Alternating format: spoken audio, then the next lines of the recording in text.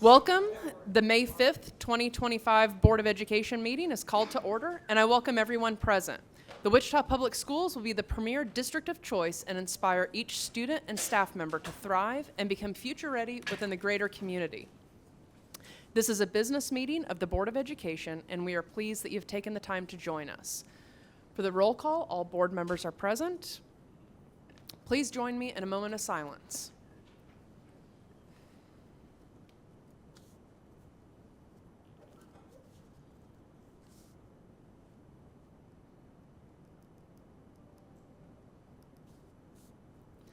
Thank you.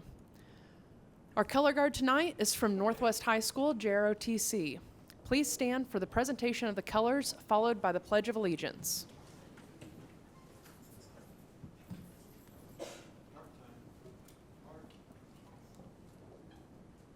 Color guard, halt, left, face, present, colors. Ma'am, requesting permission to post the colors. You may post the colors. Order, colors. Post.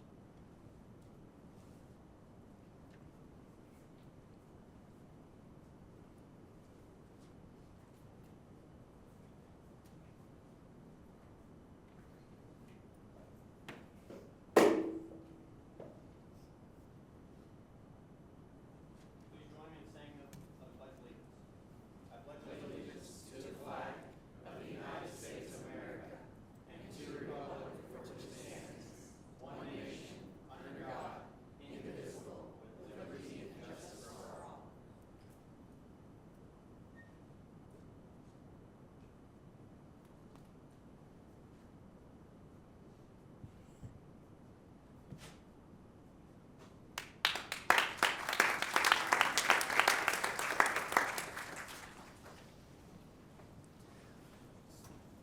Thank you, Northwest High School, JROTC color guard.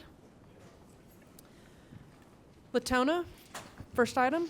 Good news, inaugural Welcoming Schools micro grant recipients. Welcome, Wendy. Hello. I wasn't sure whether anyone was going to come down before me. It is a pleasure to be here. I've got some really cool stuff to share with you, and I appreciate the opportunity to allow you to celebrate the educators that are coming down to join me. When I started creating the family and community engagement work back in the fall, we spent a lot of time reviewing best practice research and talking to principals and our family engagement site contacts. Through the lens of what is most important for our families to do to connect with school and support student success, and that's really important. The 6 keys to success call to action that you have a copy of in front of you is the result of that research.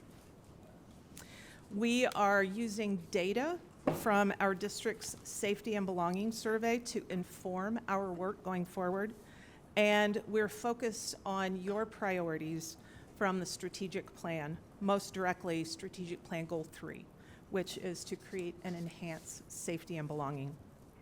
Immediately after we defined the 6 keys, we knew that we had to flip the lens and ask families. We asked our educators, now we need to ask our families what they need schools to do in order to allow families to connect and support student success. That listening work is ongoing. It will continue through the summer and into the fall as my replacement is selected. In the meantime, however, we've used the 6 keys framework to look inward and consider what schools need to do to allow families to connect with and support student success. And the good news item that we bring forward tonight is one of those outgrowths. So part of the research that we reviewed suggests that school environment, clear communication, and accessible and friendly school facilities form the critical foundation for family-friendly schools. And the Welcoming Schools Microgrant Project, which these amazing people are part of, is designed to creatively consider how to improve a school's welcoming environment. So 14 schools applied for the first Welcoming Schools Microgrant, and 6 have been selected. These leaders believe that when families feel valued, respected, and sincerely encouraged to participate in their students' education, powerful things can happen. So I want to introduce you to these folks and make sure that you know that we will see greatness from them as we continue our work going forward. So I want to say thank you to Brooke Hinkle at Anderson, Camille Evans at Jefferson, and Jill Pfeiffer. And I forgot what your pup's name is. Letty. Laura Dreward at Riverside, and I don't think Laura was able to join us tonight. Karen Waterman Overgaard at Coleman Middle School. Connie Reddick at Curtis Middle School. And Pancho Bustos at Marshall Middle School. And Pancho was unable to join us tonight, as was Laura. Like I said, over the next several months, the Family and Community Engagement team will work with these leaders to define their visions specifically. They had substance in their microgrant applications, and now we have to marry substance with funding and figure out how much of the creative ideas we'll actually be able to do in this go-round. And my hope will be that you'll see the brilliance shine through, and when we ask for funding again, Miss Addie, that there will be enthusiasm for continuing the project.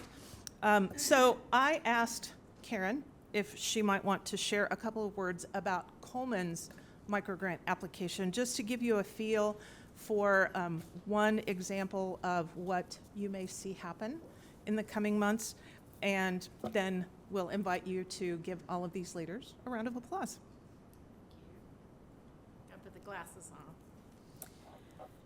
With the resources from the Welcoming Schools microgrant, we will create a more welcoming and inclusive school environment by enhancing our communication strategies, including in-home languages. We just added a newcomer program this year, and we speak many, many in-home languages, and we want to make sure that we can make our families feel like they belong in our building.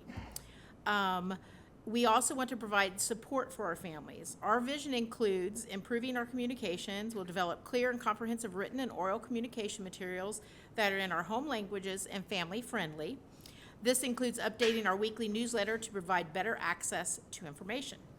We'll also want to enhance our school facilities. We'll create welcoming spaces within the school, such as comfortable waiting areas for families and dedicated spaces for our family meetings and events. We want to support family engagement, so we will bolster our family engagement activities to involve families in their child's academic achievement and connect them with community services. This includes providing resources and materials to help families learn about school goals, policies, and procedures. We'd love to somehow have Coleman thought of as a community center within our neighborhood. Again, thank you. We're very grateful to have been chosen for this microgrant.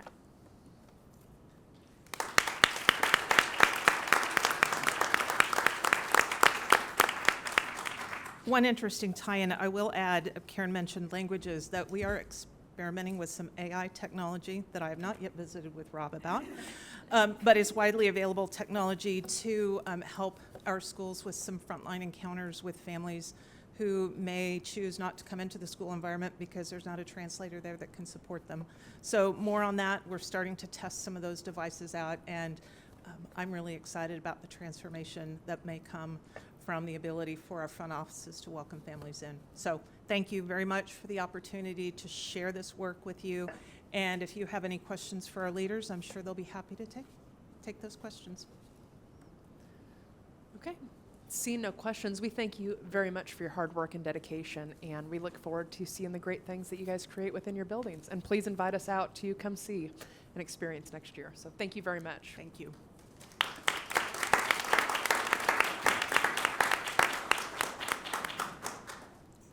Latona, next item. Good News Senior Celebration.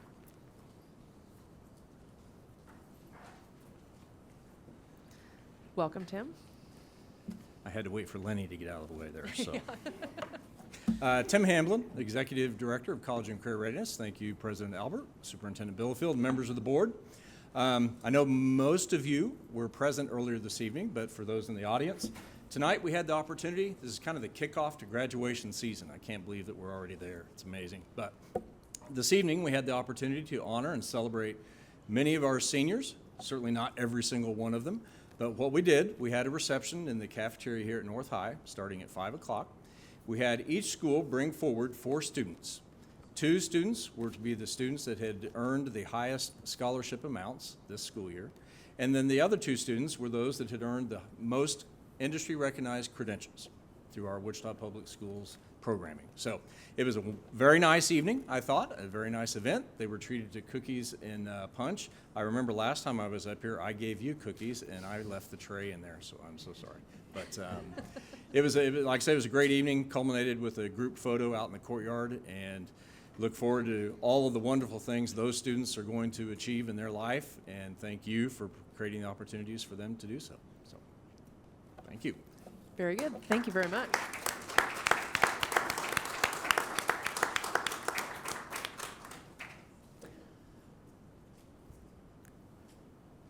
Latona, next item. United Teachers of Wichita.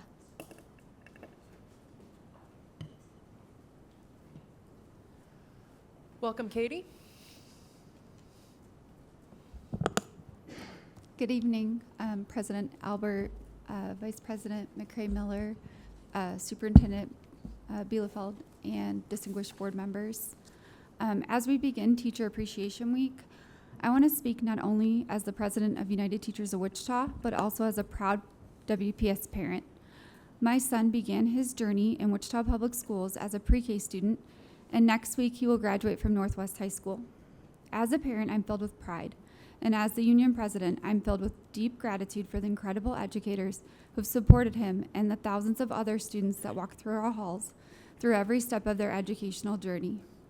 It's been one of the greatest honors of my life to work alongside the very teachers who've shaped my son's future. So tonight, I want to extend a heartfelt thank you to every educator who's made a difference in his life and every educator across this district. Thank you. Thank you for your dedication, your passion, your resilience, and your commitment to our students and our community. Appreciation cannot just be spoken. It has to be demonstrated. One of the most powerful ways that we can show our appreciation is by truly listening to the people doing the work. If we want to know how to best support our students, we must start by listening to the educators who spend every day with them. That's why it was concerning to learn about the district's Financial Oversight Committee that includes community members, district staff, and administrators, but there are no classroom educators on this committee. If we're serious about making informed, equitable decisions that serve our students, teachers must have a seat at that table. Excluding educator voice sends the wrong message and creates distance between decision-making and that lived-in classroom experience. We've also heard serious concerns from educators involved in the pilot with the Continuum program for students receiving their special education services. Teachers have shared that district staff have not reached out to hear how the program is going at the ground level, that no data has been collected to evaluate its effectiveness. Multiple staff members have been injured, and once again, educator voice has been left out. Yet the program's being expanded next year. That is not how we show appreciation to professionals who are doing some of our most demanding and critical work in our schools. At our organization, we're committed to investing in what works for students and for teachers. That's why we're proud to be completing our 3rd year of the Reading Opens the World initiative. We've given $10,000 last year and the year before in AFT grants to provide books to 6 elementary schools to go home with students to boost early literacy and improve 3rd grade reading proficiency. The results have been promising, and this fall, we will once again be giving a book to every incoming kindergarten student to help spark a love of reading from the very start. To support our teachers navigating the new certification requirements, we're offering free praxis prep to Wichita Public School educators impacted by the new literacy seal requirements. And just last week, our Vice President, Mike Harris, led a training developed in partnership with AFT and Microsoft on how AI tools can help reduce workload and support effective planning for our special education teachers. That's what appreciation looks like: trust, support, and partnership. So as we celebrate Teacher Appreciation Week, we need to move beyond muffins and morning announcements. We need to commit to truly listening to our educators, to engaging them in decision-making, and to valuing their expertise in ways that are lasting and real. Thank you again to all the educators in WPS, and especially to those who guided my own child along the way. You are making a difference every day. Thank you. Thank you, Katie.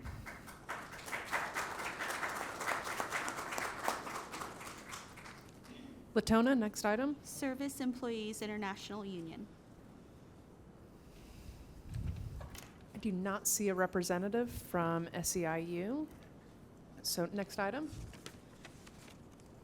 Public Communications, Dave Fish. Okay, for the people that have signed up for public comment tonight, we thank you for joining us, and you will have 3 minutes to speak. We kindly ask that you acknowledge your allotted time according to the timer displayed on the screen. We encourage you to share your thoughts openly and honestly, but we ask that your remarks remain focused on school-related matters and are respectful and constructive. The board will listen to your input, but will not respond during this meeting. However, we are listening carefully and may follow up as appropriate. So we welcome our first speaker, Mr. Fish.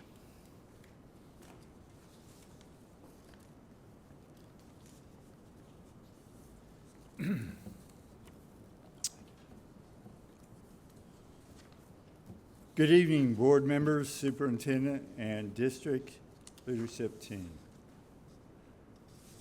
I'm Dave Fish, and I continue to urge you to reverse an OK closure as soon as possible. OK is a good apple, a Northwest gem among its peers, factually, historically, and strategically. Per USD 259 material and the Wichita Eagle, current OK facilities were almost completely rebuilt between 2005 and 2014, making it primarily an 11-year to 20-year-old facility, even if a rim of 1952 exists, or even a smidgen of 148-year or 1948 year exists.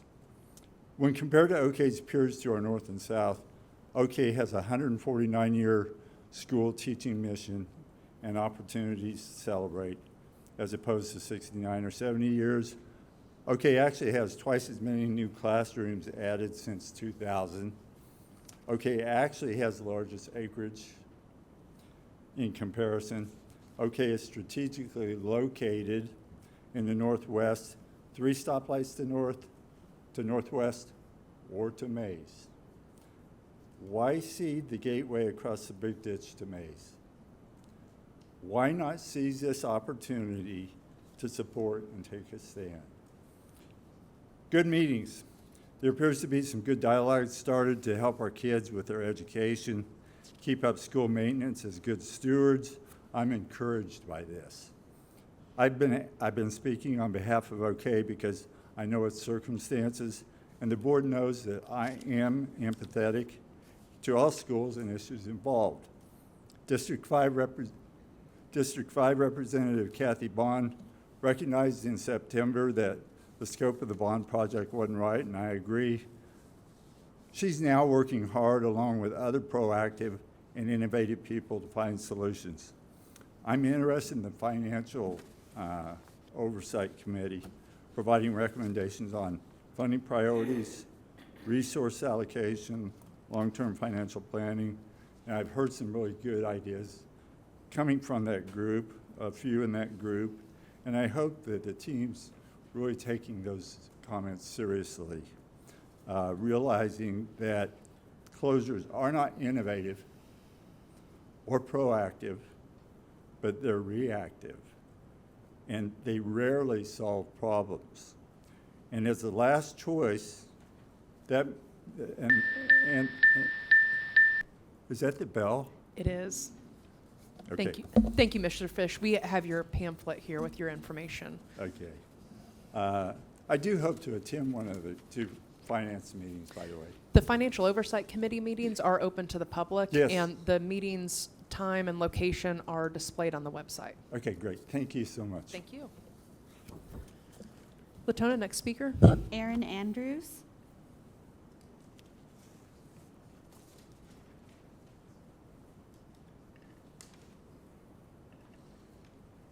Welcome, Aaron.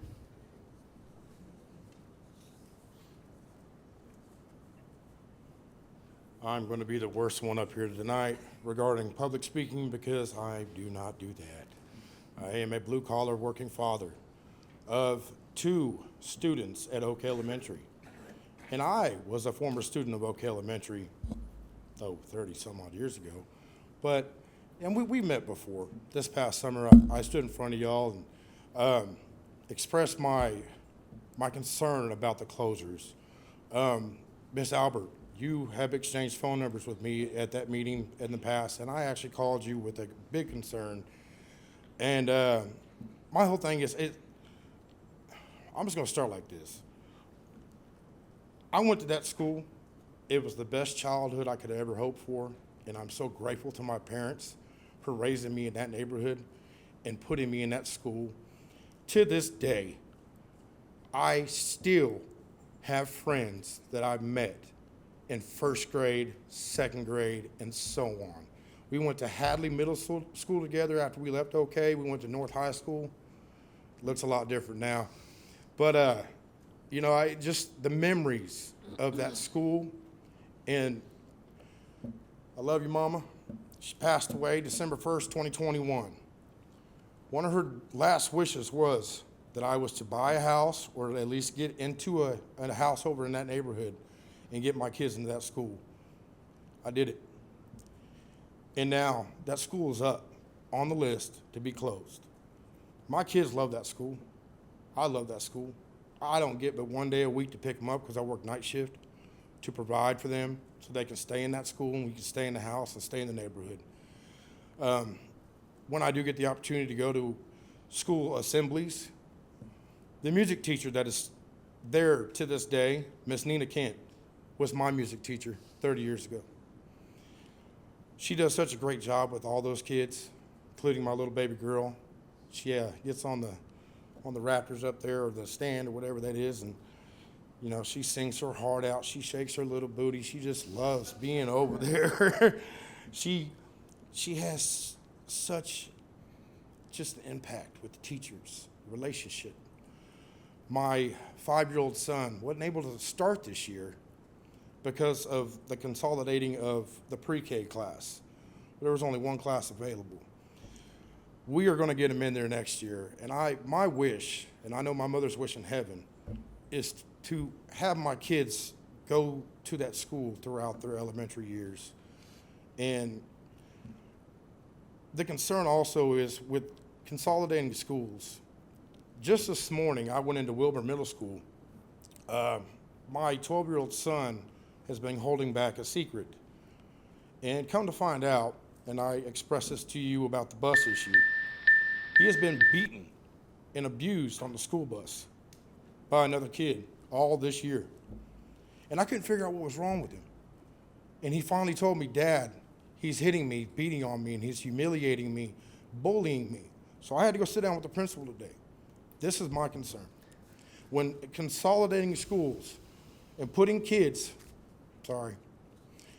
together from different neighborhoods and different backgrounds, different ethnicities, you're asking for trouble. Thank you, Mr. Andrews. We will follow up. Thank you. Yep. Appreciate your sharing your thoughts. Latona, next item. Rebecca Armstrong.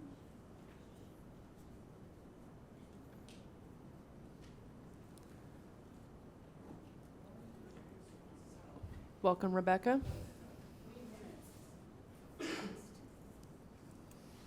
I am here to express my deep concerns about USD 259 spraying glyphosate, which is Roundup, at our schools and the persistent mowing around our schools. These behaviors are not value added. They do not serve our mission, so should be minimized in order to have the resources available for our mission. In the case of spraying, it should be eliminated completely. Mowing, due to its non-value-added nature, should be minimized.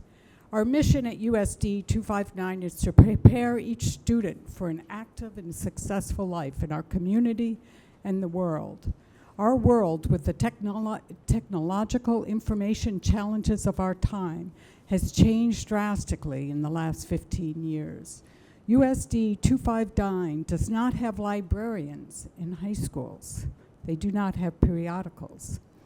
Despite misinformation, disinformation, and the massive, unlimited information, it's a challenge for all of us. Few know better than librarians how to manage the onslaught, yet there are no librarians in high school libraries. Librarians are an essential element to our mission of preparing students for the future and give them an understanding how to navigate the information onslaught we are experiencing. Spraying glyphosate should be eliminated entirely. There is no need to spray. The dangers to our environment and human health outweigh any possible benefit. I have asked many times during the bond process for the dollar amount being spent on mowing schools, but never received a reply. In the last meeting at Northeast Magnet bond issue, I was told that USD 259 did not have that information. They should. The grounds of Northeast Magnet were planted with prairie mix on the outer edges, which require mowing only one time per season. The grounds are being mowed at least weekly, and we have seen 4 days between mowing of recent. The plant material is less than an inch tall, creating areas with no plant material because it just dies out and leaves dirt. It is recommended in heat and drought conditions to leave 4 inches so it can provide shade and hold the water. Dirt washes out onto sidewalks and drives and leaves gaps under the cement. The north 34 acres were left in prairie state until 2 years ago. Last year, it was cut entirely. Habitat of red-winged blackbirds, meadowlarks, killdeer, and other native birds and insects disappeared. The environmental cost was beyond acceptable. Thank you, Rebecca. Thank you. Latona, next speaker. Jessica Carr.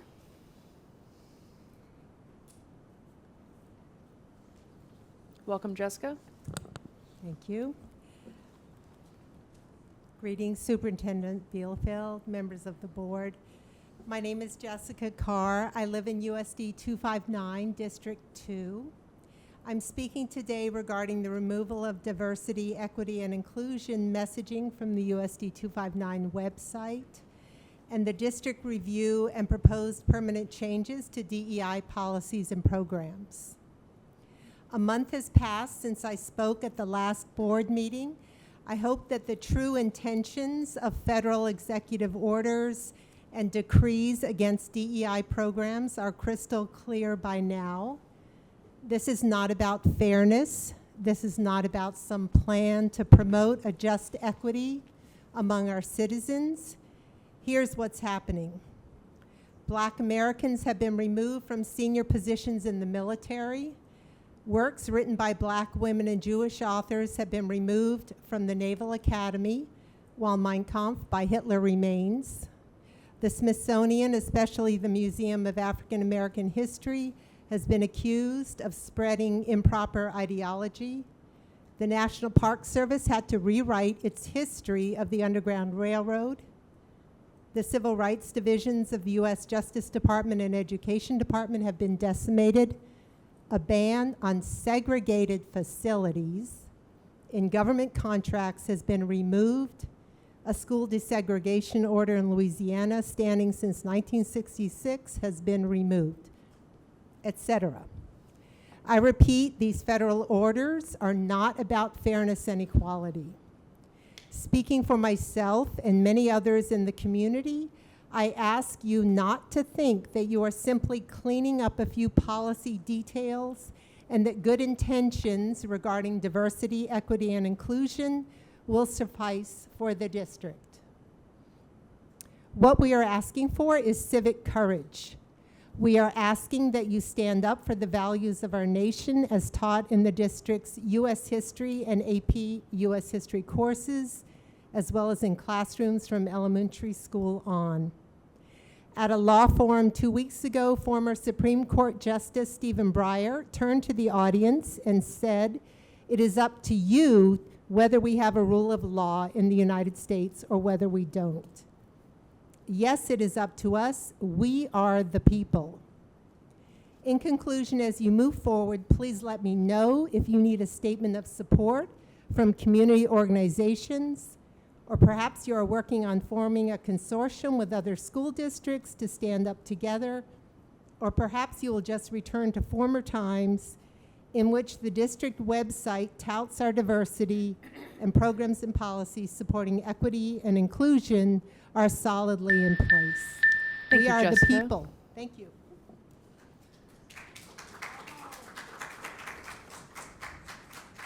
Latona, next speaker. Marty Fish.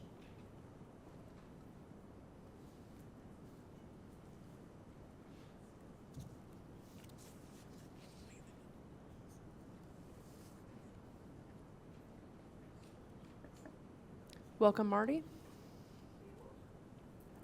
Good evening, school board members. Thank you for allowing me to speak tonight. My name is Marty Fish. You've seen me up here before standing with Dave, but you've never heard me talk. So you're in luck tonight. I just want to thank each of you for your dedication and hard work, for what you do for our schools, our students, and our families.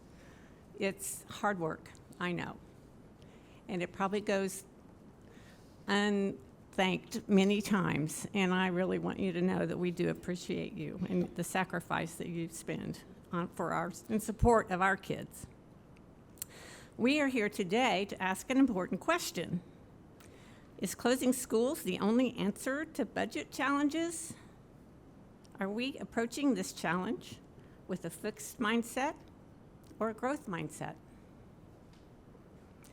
The fixed mindset sees only one path forward: close schools to fix the budget. But we know this approach comes at a high cost, disrupting children's education, displacing families, and weakening neighborhoods. At schools like OK, where kids can safely walk or bike, closure means more than losing a building. It means losing a vital community hub. A growth mindset takes a different approach. It starts with listening to the needs of our school communities and building the budget around those priorities. It asks what's possible, not just what must be cut. We believe this district can be defined by innovation, not closures. Let's focus on solutions that reflect the strengths and values of our community. Instead of shutting schools down, let's explore new ways to manage the budget while preserving what matters most: our students, our families, and our neighborhoods. We also want to support the Finance Committee in their work. They were created to examine the budget shortfalls, so let's give them the time and trust to bring forward real solutions, including a new bond proposal that our community can rally behind. And we want a 97% turnout vote, yes, for that one. At the end of the day, we all want what's best for the kids. That means keeping neighborhood schools open and functioning. Let's protect the schools that help our communities grow and give families a reason to invest in our district's future. Thank you. Thank you, Marty.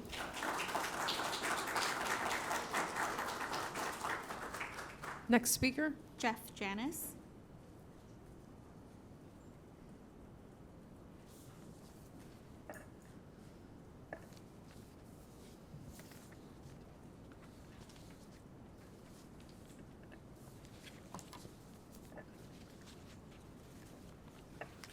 Hello, Board, Superintendent. Thank you for having me again. I appreciate it. I will first say my name's Jeff Janis, former PTA, site council, neighborhood guy next to the school.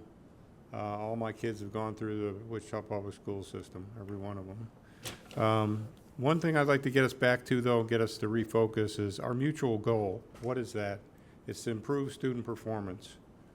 That could be done in a one-room schoolhouse as proven by history, or it could be done in a high-rise building somewhere, or it could be done out in the park and under a shade tree.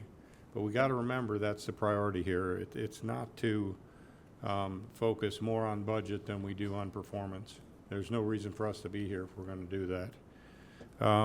Anyhow, lest we forget that, we're all here and we need to remember that.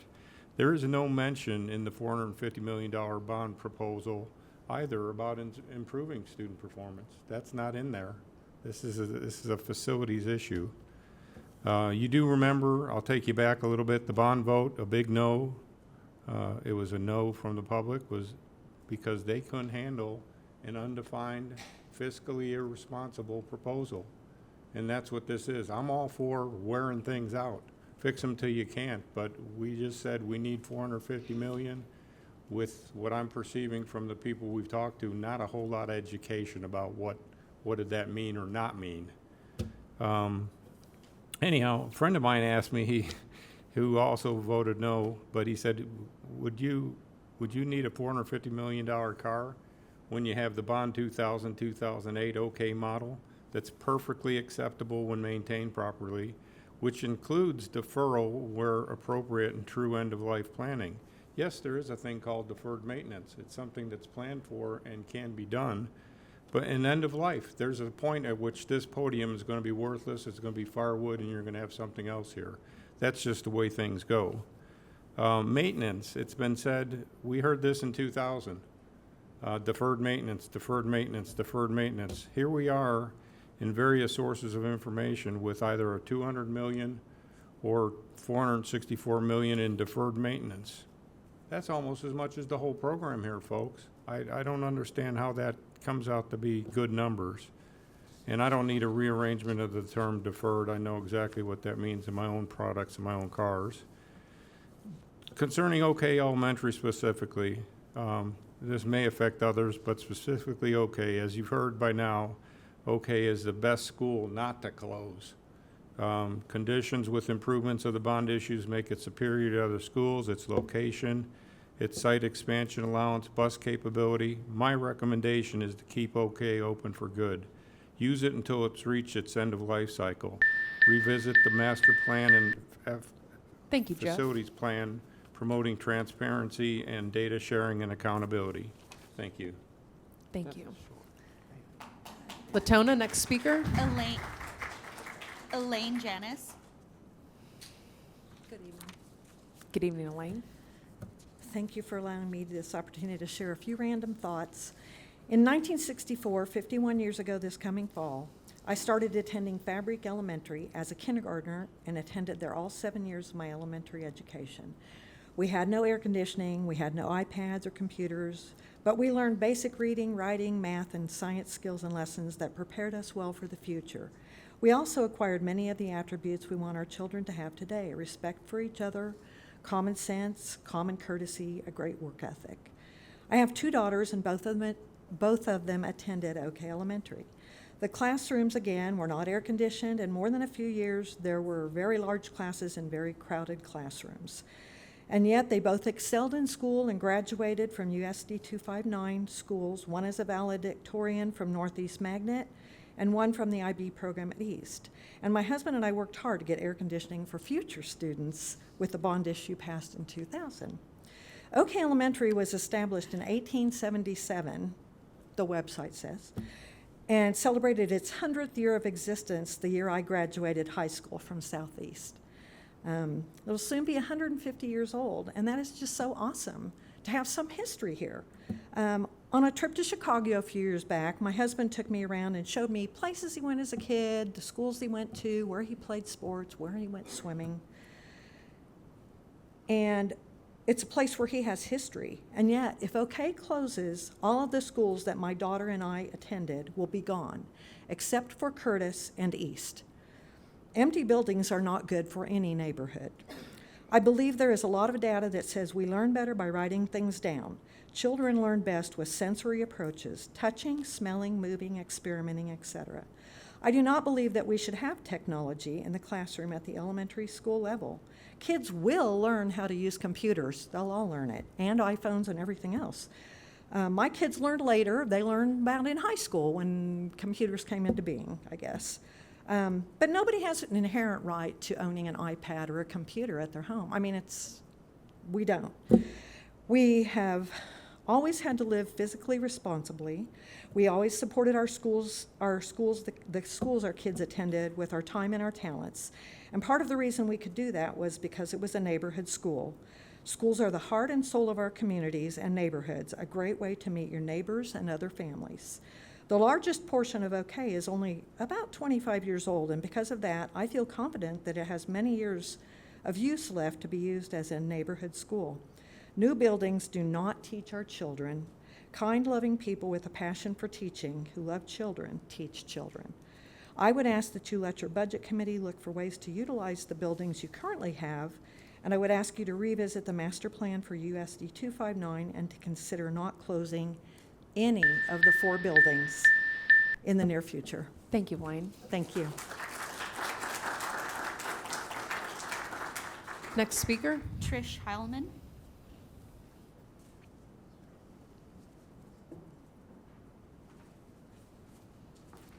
Welcome, Trish. Thanks. Sorry, I would have stood up, but I didn't know if I was next. Okay, so hi.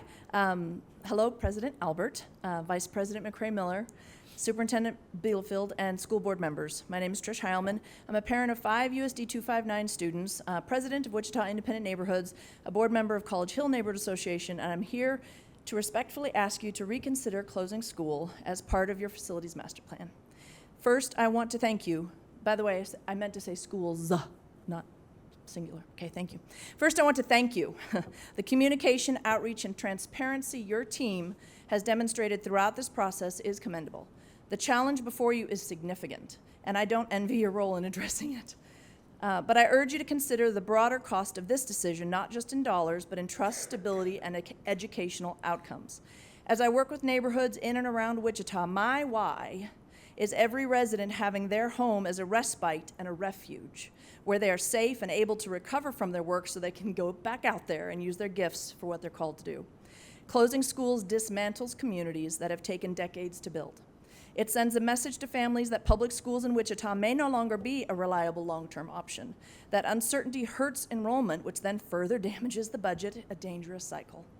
Yes, enrollment has declined, but instead of reacting by reducing our footprints, let's lead with innovation. Let's become the district of choice. We are the district of choice, a place where families want to send their children, focus on improving outcomes, highlighting success stories, and actively bringing families back, not closing the doors on them. I appreciate the thorough work the facilities team has done gathering data. Your goal of creating a fiscally responsible long-term plan is a worthy one. Mr. Luke Newman, your work is difficult and you are leading well. Thank you. But as I've dug into FCI scores, capacity numbers, deferred maintenance figures, I've come away with more questions than clarity, which I'm working on. I'm especially grateful for the opportunity for parents and community members to engage through the Financial Advisory Committee. Their experience in facilities and budgeting is invaluable, and I believe they may help surface new and better options. For a relatively small financial gain, we risk lasting damage to public trust. When schools close, especially in lower income or older neighborhoods, families elsewhere begin to fear, will we be next? That fear pushes even more students out of our district. You've asked, if not this, then what? Come on, bring the solutions. I offer a few. Reduce elementary tech spending, limit screens, and prioritize face-to-face learning and literacy. The data is clear. Pursue historic preservation grants. Many of our older buildings now qualify at a new 40% state and could be even federal rate, as your little one-pager defines for you. Consolidate or reduce non-school district buildings. Partner more actively with community organizations to lease space, share costs, and strengthen neighborhood ties. This decision should not be just about buildings. It should be about people, perception, and the future of public education in Wichita. If there are other paths that protect communities. Thank you, Trish. Next speaker. John Profizer.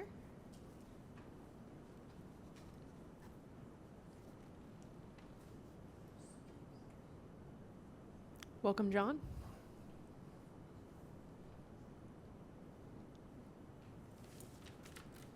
Ladies and gentlemen of the board, I'm here as a parent of a USD 259 students, 4 of them, 3 of them currently going to OK Elementary School. Obviously, my focus is keeping OK Elementary School open, since I do have a interest in having that school remain. I do live in the area, and I believe it's going to affect the community and value of our community and our housing. The schools do provide a basis for people wanting to move into an area, just as a church does or a grocery store does. A school leaving an area creates a empty spot for parents to not want to move to. My wife and I chose this house not just because we liked it, but because we liked the school across the street from us. And it was a choice that we decided to make, to move to the west side from the east side. And we would like the rest of our kids to continue to go to school there and graduate. I know all the schools have the right and would like to fight for their schools to stay open. I think that all the schools should at this point. The school bond did not pass, and at that point, I believe that the master plan should be reevaluated and gone back through. I know that all the school, if the schools do close, the buildings, they're not trash, they're not worthless. They'll become something else. All the schools that have closed, I tried to look up to find out how many actually have been demolished. I really didn't find that information, but I know my previous elementary school turned into a apartment building at Sunnyside, and Kellogg did the same. And you guys currently use Southeast for, teacher or training facilities. The schools will never go away. They'll be repurposed as something else, which means that they can still be a school, and they can still be the community school to keep our community together and not divide the community where families will move away. Unfortunately, I don't want to move. I will stay as long as I can, but if the property becomes something undesirable for the neighborhood and diminishes the community of family and housing, my wife and I will be forced to move. And that would be unfortunate, because the area does have some great value to it. And the school has a great access point. And I know that no matter what happens, if the school board does decide to close things, I wish to see that OK Elementary gets seen as a possibility of being one of the schools that does get built, or maybe it becomes the school that gets built. And then last of all, it's been brought to my attention that OK Elementary might be available for school or for historic status. And I don't know why that hasn't been addressed, or if it has, I don't know why it hasn't been brought into anybody's attention. Thank you very much. Thank you, John. Next speaker. Walt Chappell.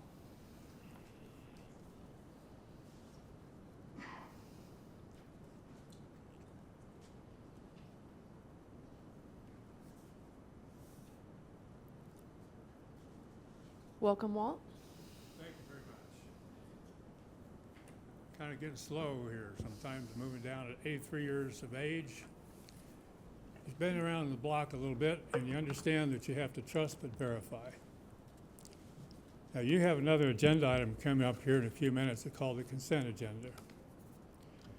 The whole idea of the school board coming together is to be able to keep track of what your expenditures are and how you can educate kids, keeping the tax dollars as low as possible. Now, that's a big job. I've sat in your position in California as an elected school board member. I've also served on the State Board of Education. And I've seen the consent agenda used this way time and time again, where you list a whole bunch of projects that have nothing to do with educating kids, and you're asked to vote on it with yes or no. Now, last time you met, I think there was an item for 27% increase for transportation. You had one question from Melody. Thanks for asking. The answer you got was very vague, didn't have any discussion, went ahead and approved it. My point is that by closing schools, you haven't saved any money. You didn't have a $42 million deficit. There's been a carry forward of $230 million in unencumbered cash this fiscal year. There'll be another one for the coming year. You have on this list here millions and millions of dollars. $37 million is on the register for all of the expenses that already been paid out this last month. And you look through this consent agenda, there's $14 million for Hutton to do some work on security. You have a parking lot that you're going to revise. You've got a whole bunch of items that these contractors have come into your staff and been able to say, hey, we've got a great project for you, why don't you approve this? My point is that closing schools is not saving you any money. That's what the bond issue was about. Suppose you're going to be able to save a bunch of money if you close schools. You close 6, you're supposed to save 16 million. It didn't save 16 million. Transportation costs this year at 40 million, up 9% in the last 3 years. So when you close a school, you got more kids to bus around. My concern is very sincere, folks. I've been in your place. I know how it is to get accurate information. And I ask you to please look at this master plan again. These 4 schools, you heard from people from Ocohee.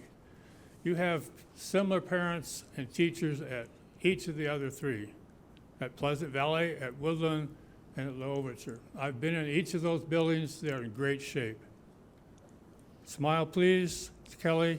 I've actually walked through each of them. I've been in the boiler rooms. I've seen very clearly these schools have new classrooms, they have new boiler rooms, they have Thank you, new Walt. HVAC. They're ready to educate kids. Please you, keep Walt. them open. Thank you. And later on in the board meeting, there'll be an explanation of what consent agenda items are for, and there'll also be a budget presentation on budget reductions later on this evening.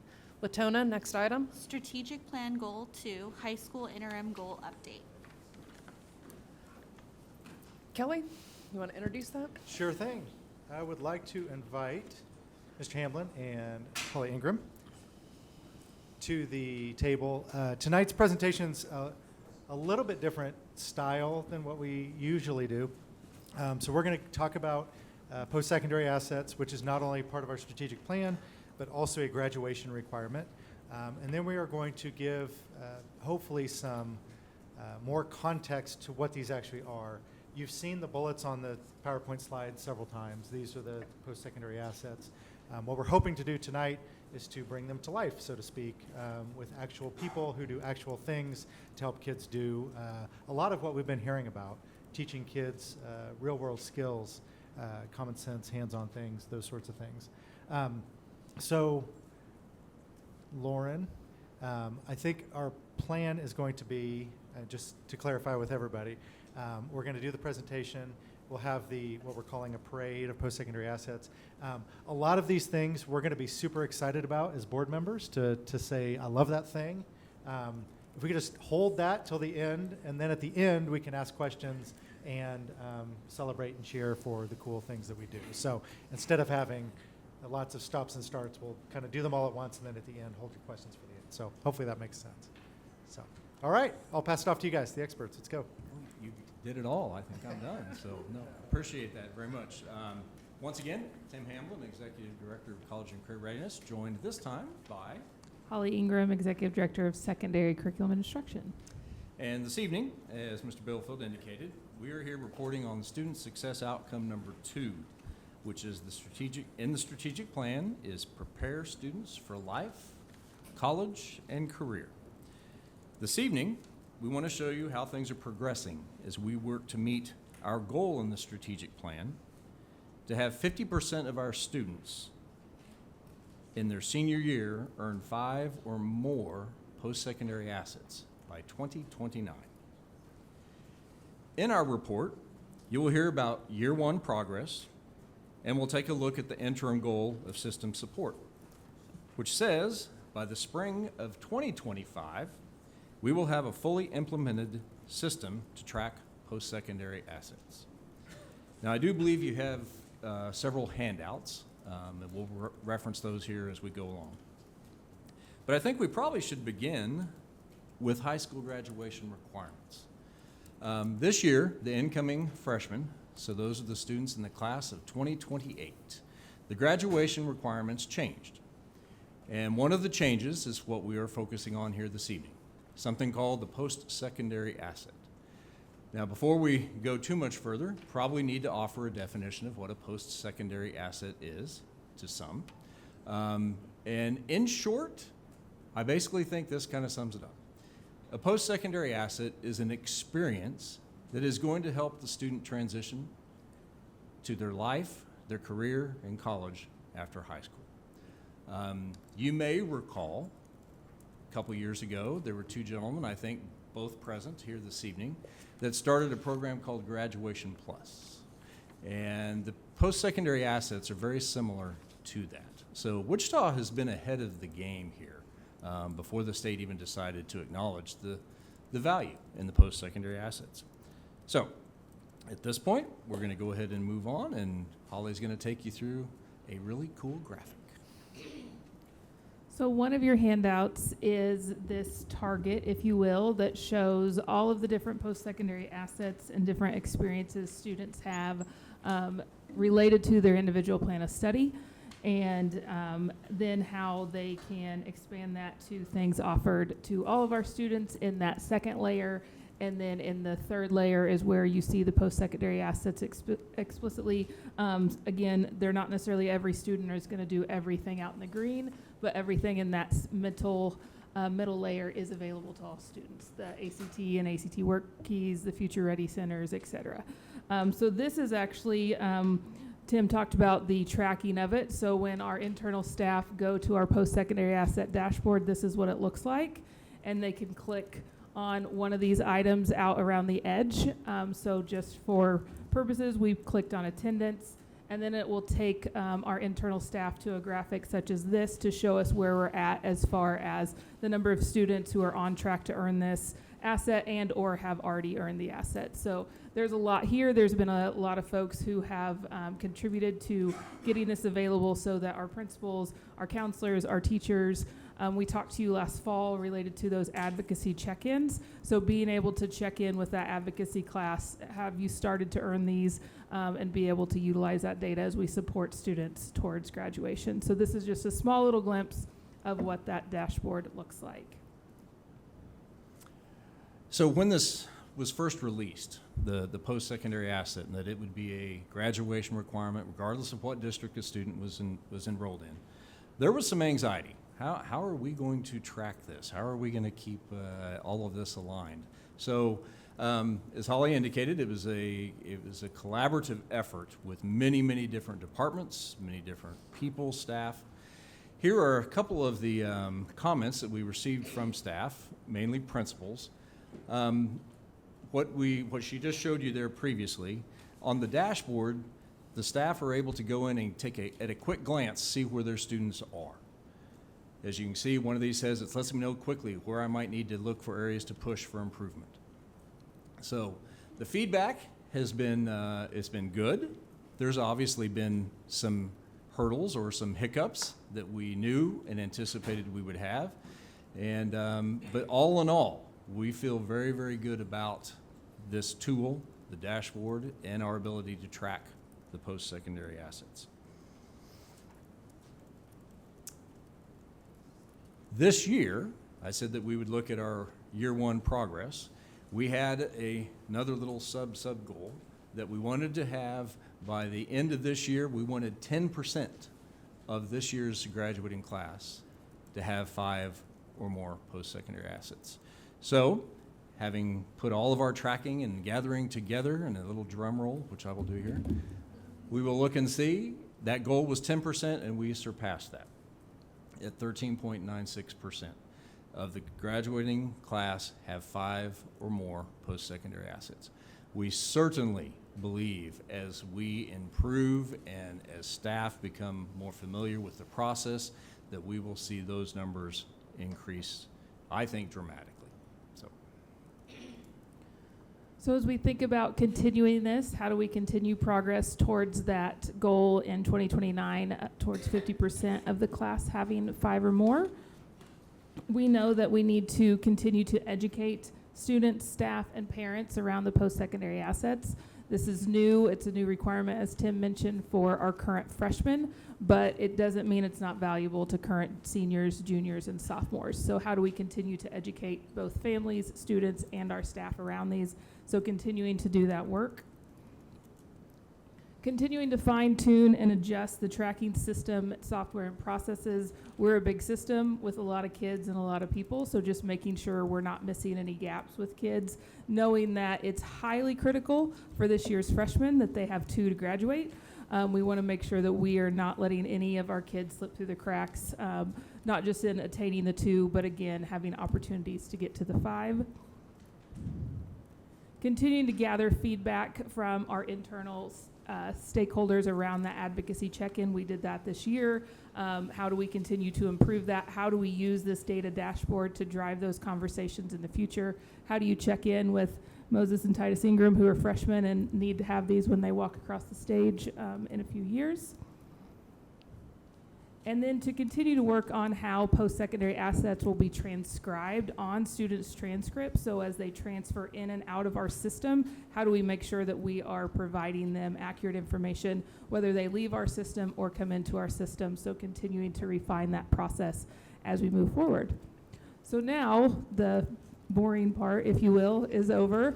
And we're going to have, as the superintendent shared, a parade, if you will, of some post-secondary assets, which Dr. Hatfield will kick us off. I think we need a level set on the word parade for a second.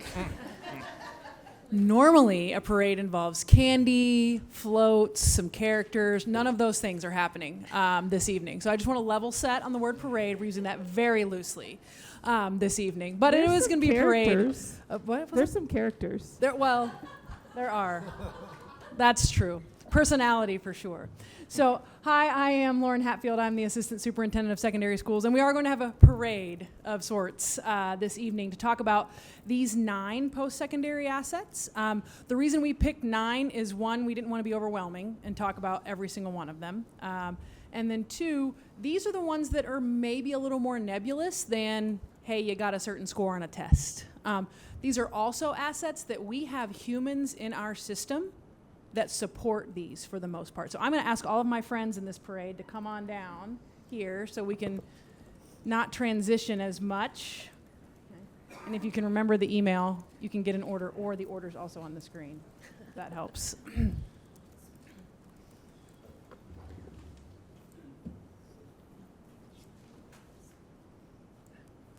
Mandy did let me know she has cowbells in her car, so she almost brought them in to provide a more parade-like atmosphere, but I thought that might be a little overwhelming as well, so, yeah. All right. Okay. So here's how this parade is going to work. Each member of the parade is going to introduce themselves and the role that they have in our district, or student, if that's your role. We are very excited that we have a student here to talk with you about one of the assets. Yeah. They're going to tell you the asset that they are going to be an expert in this evening, and then they're going to talk about the benefits of that asset and then how that asset helps make a student future ready. All right.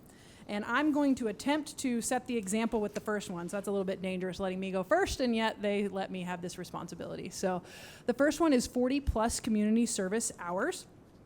And community service helps students become future ready by encouraging civic responsibility and give students real-world experience that can strengthen college and job applications.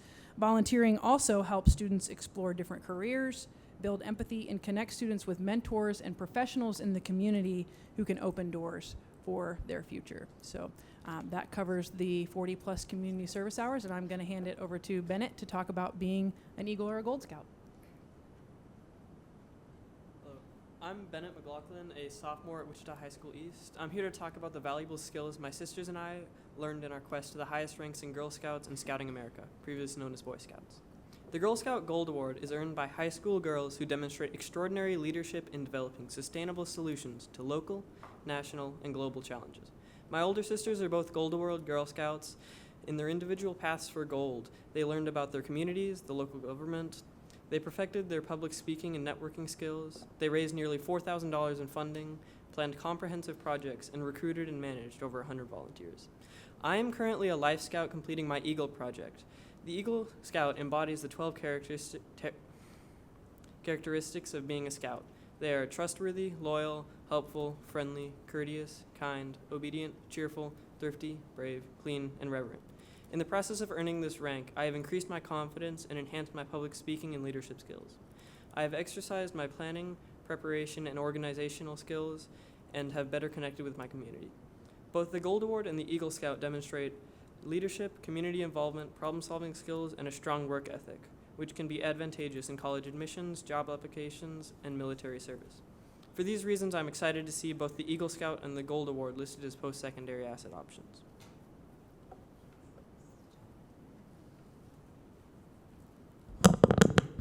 Hi, my name is Andrea Brandt. I am a proud product of Wichita Public Schools, K through 12. I have served as a Spanish teacher in the district for 20 years, and I'm currently representing as a World Language Curriculum Specialist. I want to talk to you a little bit about the Seal of Biliteracy. The KSDE awards the Seal of Biliteracy to students who have attained proficiency in English and one other world language, at least one other world language, by the time they graduate. There are 2 levels to this Seal of Biliteracy.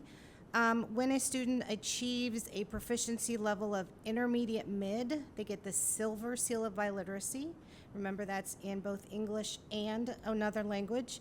And then the Gold Seal of Biliteracy is for proficiency of advanced low or above. There are several benefits to a high school student for earning the Seal of Biliteracy. The first one is college credit. The second one is scholarship opportunities. Also available are study abroad programs and personal validation for learning another language. There are several also benefits or how this asset helps student be future ready. More than just linguistic ability, it demonstrates academic rigor, communication skills, and cultural competence, which are all essential in today's workforce and global society. Employers in fields like healthcare, education, business, and public service actively seek bilingual candidates. This seal also shows that our students can connect across cultures, solve problems with diverse teams, and serve communities. It is about being prepared for a world that is more connected than ever. Thank you.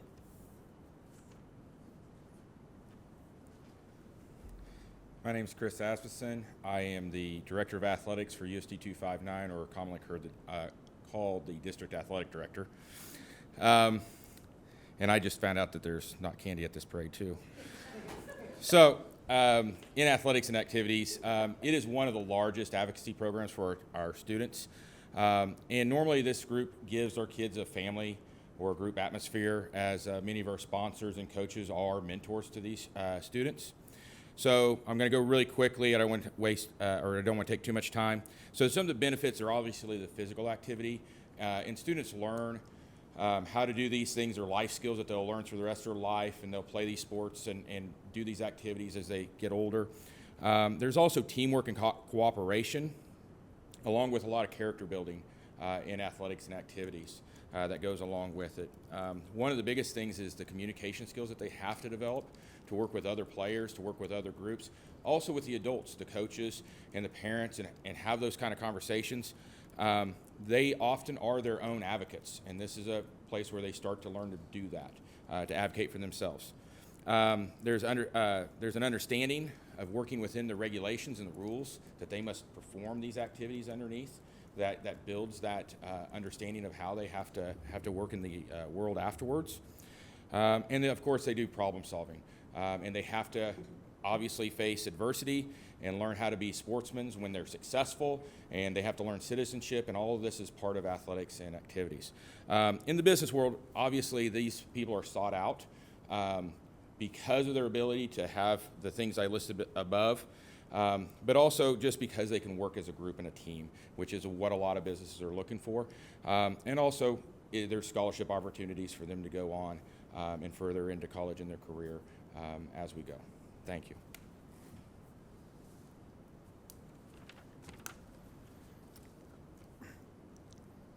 Good evening, everyone. I'm Lieutenant Colonel Shannon Poole, the Director of JRTC, so I'll be talking about the post-secondary asset JRTC tonight. The mission of JRTC is to motivate young people to become better citizens. We currently have several alumni serving in elected positions around the city and in the county. The benefit of earning the JRTC asset as a high school student is developing positive character and values, learning about personal, social responsibilities, leadership, teamwork, selfless service to the community and others, improving communication skills, and improving their self-esteem. A student in GRTC is taught, to be a good leader, you must first be a good follower. Students are placed in both follower role and leadership roles to develop their skills. Our extracurricular teams of marching, physical fitness, drones, and archery give them the opportunity to compete. We teach them how to become winners on teams and in life. Our archery team just had the individual national championship winner in all of GRTC this year. 20,000 shooters in GRTC, and we have the #1 here in Wichita. We had the second and third place team out of the top 160 teams in the nation. They came from Hawaii, they came from all over the United States, and we had the second and third place teams out of 160 of the best teams in the nation. Local businesses and colleges seek out our students who are future ready. They have the discipline to show up on time and be hardworking with a never give up attitude. They are mentally tough and can handle the stress and the work of the day. They are great team members and can solve problems as required. Thank you. Hi, I'm Kathy Mong, and I'm a teaching specialist for career and technical education. My topic is industry recognized certifications. They're not just recognized by industry, they are by industry. And they are developed to identify the skills and knowledge needed for specific skills within that trade. Because the certifications are valued and created by that industry, they make our students and all individuals more valuable in a very competitive workforce. Some of the ones that we offer here in the district are things like CNA in the health field, NCCER in construction trades, the Parapro in education, yay, and ASE in the automotive trades.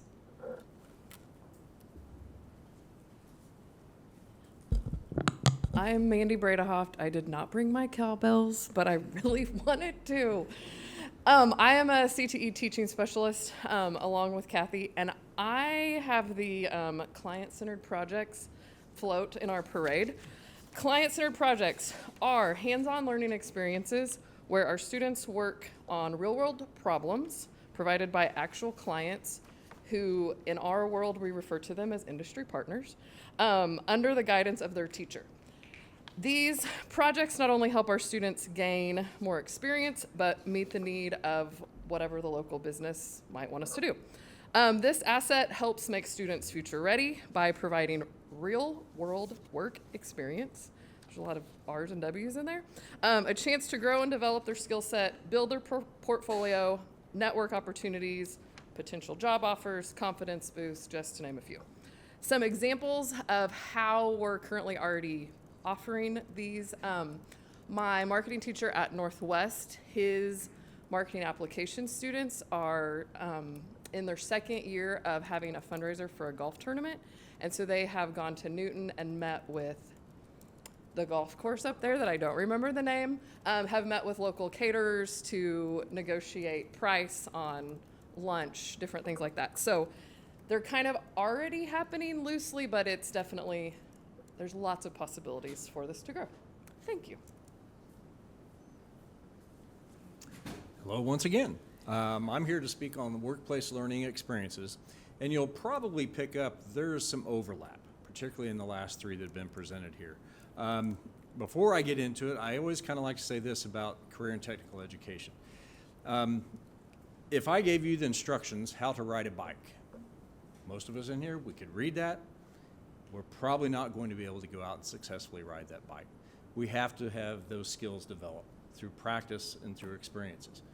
When we talk about the workplace learning experiences and the post-secondary assets, it really has three categories, and they kind of align with the course levels in career and technical education.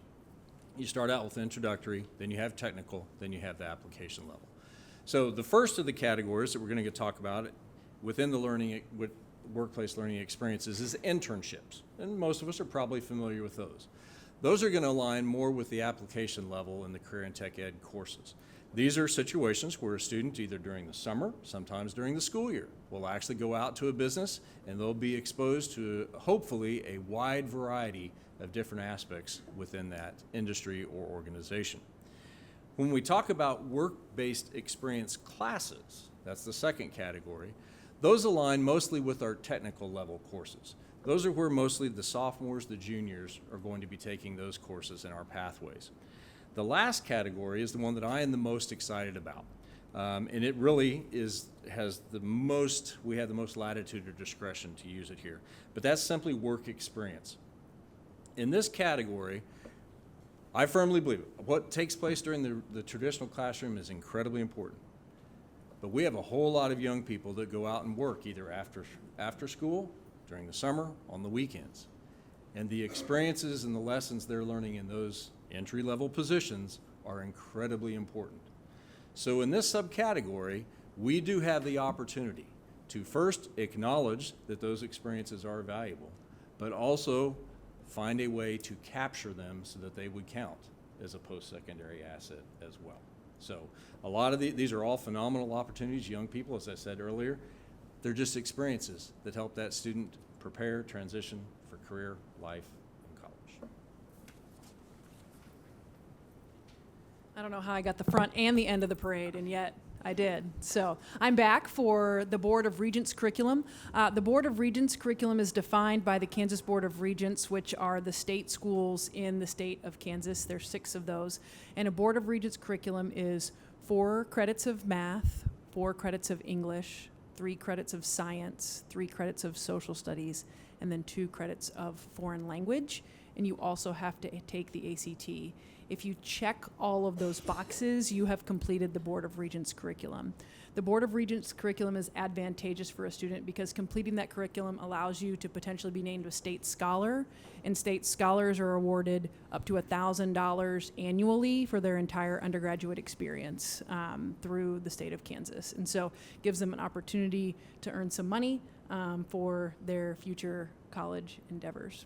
So, me and all of my friends in the parade, should you need them, plus Tim and Holly, stand ready for any questions that you have, and thank you for your time this evening. So I'll just summarize before we have any comments or questions. I like the graphic a lot because the center of the bullseye is really where it starts. And I think you'll see with most of these that we've talked about, you can't, sometimes with high school credit, if you miss a class along the way, at the end, we can catch you up, right? We can do a bunch of classes your senior year and you can do credit recovery. Post-secondary assets aren't quite that way. You can't just suddenly do an Eagle Scout, right? You can't just all of a sudden do that. You have to do the things ahead of that to lead up to it. Regents recommended curriculum, certifications, right? A lot of these things you have to have an individualized plan in order to help you get to where you want to go. And so that's a bit of part of the bigger plan of what we've been talking about the last few months, the 5-year plan, the advocacy check-ins. All of this aligns with helping kids to know, what am I good at? What am I passionate about? What do I want to do? I think Tim made a really great point. A lot of what we focus on in goal number 1 is about what kids know. A lot of goal number 2 is what kids can do. What skills do they have? What are they able to show and demonstrate? And that's just as critical as what they know. Some employers might say more critical. Riding a bike's a good example. I think a phlebotomy class is another great example, right? Don't just read the manual to learn how to draw my blood. You better practice that a few times to know for me to trust you on that. And all of us here in this room need people that are trained to draw blood well, right? We all benefit from our kids being ready and having these post-secondary assets. So great work. I'm excited for the presentation. I think it turned out well, minus the candy, so appreciate everybody here. We do have some more others. We always need room for improvement, so we got that next time. All right, well, I'll quit talking and let any of the board ask any questions to any of the people. Okay, we do have a new system that we're using starting tonight, so are there any questions from the board? I have questions. Oh, it is not. Okay, well, Melody, it's not showing up on my computer. So, That was a great presentation. I really enjoyed the parade, actually. Right, but anyway, so when we talk about post-secondary assets, it is starting to really sink in with me as a newer board member. I'm no longer new, but as a newer board member, it is really starting to soak in to me as to why we do this and the benefits that come from it. I know I was at North High for one of their, actually it was service day, I think it was the past Monday, and that's what they were working on. Teachers were working on talking about how it is that they could do they looked at the statistics, so they looked at the data as to how their building is faring, and then of course there were questions as to how they could perform even better past the 13.6 or 13.3, which I know exceeded our goal of 10%. So it's all being put into motion is what I'm getting at. It's not just for me. I was struggling with understanding how are we doing this? How is it actually landing in the classroom? Advocacy. How are families and parents actually being able to engage effectively where they understand what post-secondary assets are to begin with and how they benefit their student and the role that they play. So it's best understood when you are actually in that classroom setting and or looking at it through the lens of a service day where you're seeing what our buildings are doing in order to improve these outcomes and to engage students. So I don't really have a question. It's just still the teacher in me that wants to be able to explain that I'm getting it, and I hope that families are getting it, because it's really not only about us. I mean, it's not about us. It's really about the students that we are teaching, and we have to be able to figure out how to engage those families so that they can get excited about getting the 2 post-secondary assets. And I think in 2020, is it 8? That it goes to 4, or it won't increase? The graduation requirements are 2 for the class of 2028 and after. Okay, We've so it's 2 set for a 2028. strategic plan goal of knowing the more you have, the more options you have. Right, so that's how we try to promote and present it. Yeah. So in advocacy, how do we track? How are we going to do an even better job of tracking? Because I think that was one thing that you mentioned in terms of being able to actively and effectively track and then encourage even more students to do this. So one of the blessings of this is that the assets that my boys who are freshmen choose to get don't have to be the same assets that other students. So there's a lot of choice, as the superintendent pointed out, with that individual plan of study. What really will benefit student A, student B, and student C could look very different. So that's great, but then that also creates a challenge of how do we make sure we've communicated it with the student? Yeah. How do we make sure they know how to, because for example, the Eagle Scout, they're not doing that inside our buildings, but we need to let students and families know, and then how they submit that award, if you will, or recognition. So we have a system and a process that we just have to keep communicating over and over again and sharing with our students and with our families. Community service, as another example. They may do that with us. We have a lot of organizations. JROTC does community service. National Honor Society does that. But they may do that through a church organization, other community partners that they're a part of. So we just have to make sure we've clearly communicated that often and frequently with staff, with students and families, so they know how, with the program we have, students are able to upload information that is then verified by their club sponsor, their activity sponsor, whatever.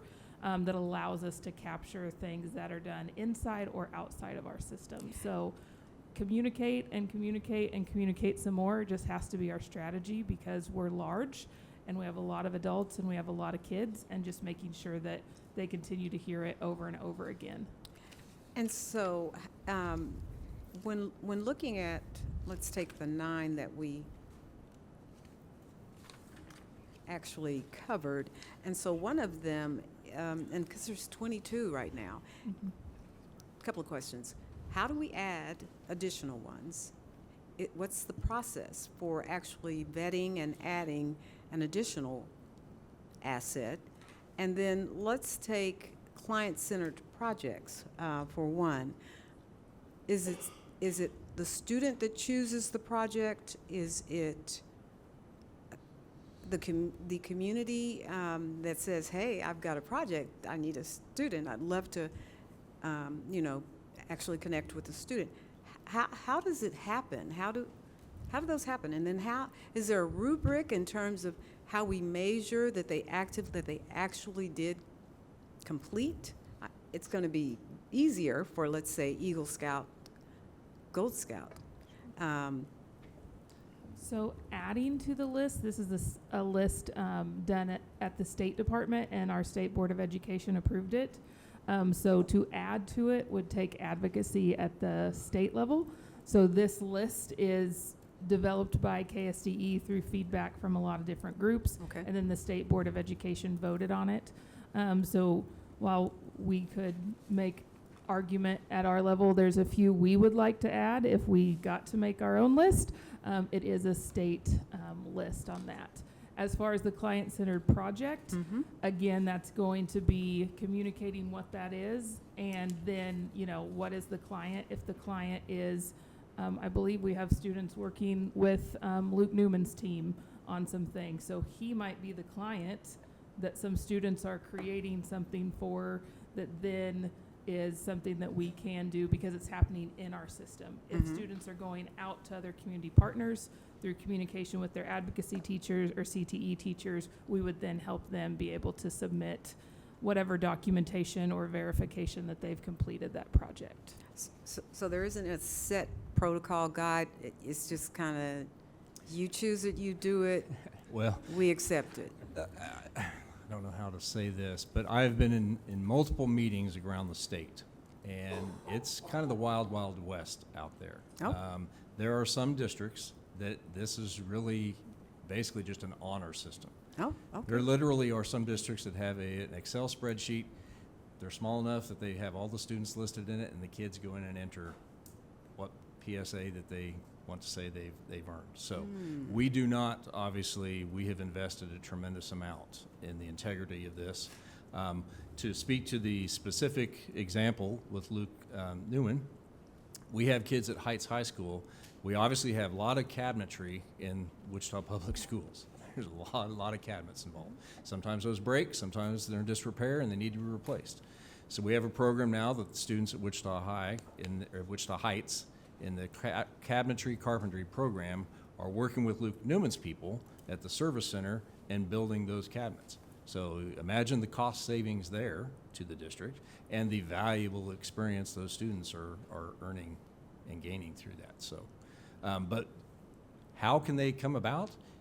If some community member asks us to maybe take on a project, which has happened, we can vet that. That's what the two young ladies at the end of the parade would do, the last two floats.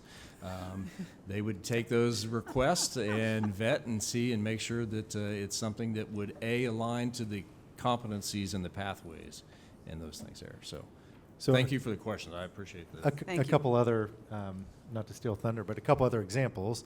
When we have culinary programs cater our meals, that's essentially a client-centered project. The Future Ready Center for Manufacturing, Advanced Manufacturing, with some of their CNC machines, GoForges, 3D printers, create keychains, fobs, trophies, all sorts of things. I don't know. In actuality, our plane build is to be honest, a client. That's a very good example. So I think all of our pathways have some examples on different layers of this. Some are harder than that, but I think ideally, it could be make a website, make a T-shirt, make a and whatever it is. And I just wanted to lift up, I think this is a good insertion point for the community engagement of this, right? This, like Melody said, I think was a really good point. This can't just exist in our schools. We need our industry partners. We need our families and parents understanding too, because it takes all of us to get our kids ready for the future. Okay, thank you. Knock?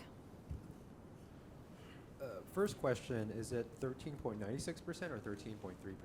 So because I'm super frugal, I hit print on Friday, and then the number was higher, so you got the most up to date on the slides, and I just couldn't bring myself to reprint. Sorry. So 13.96 is the number as of this morning. So should have made that note for you all. No worries. And then what's for the class of 2026? What's that goal for year 2?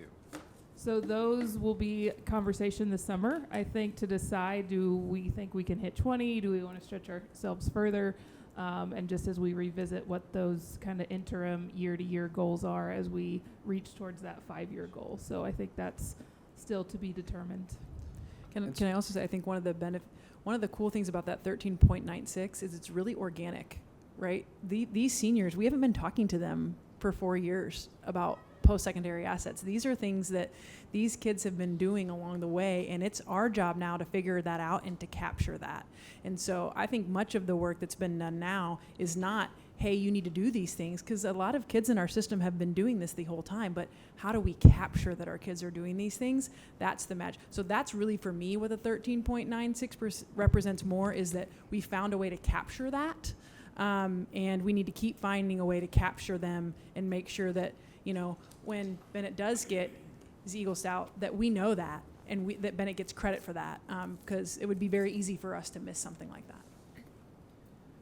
And then what's the percentage for 0 post-secondary assets, 1, 2, 3, 4? That's a great question that I do not know off the top of my head.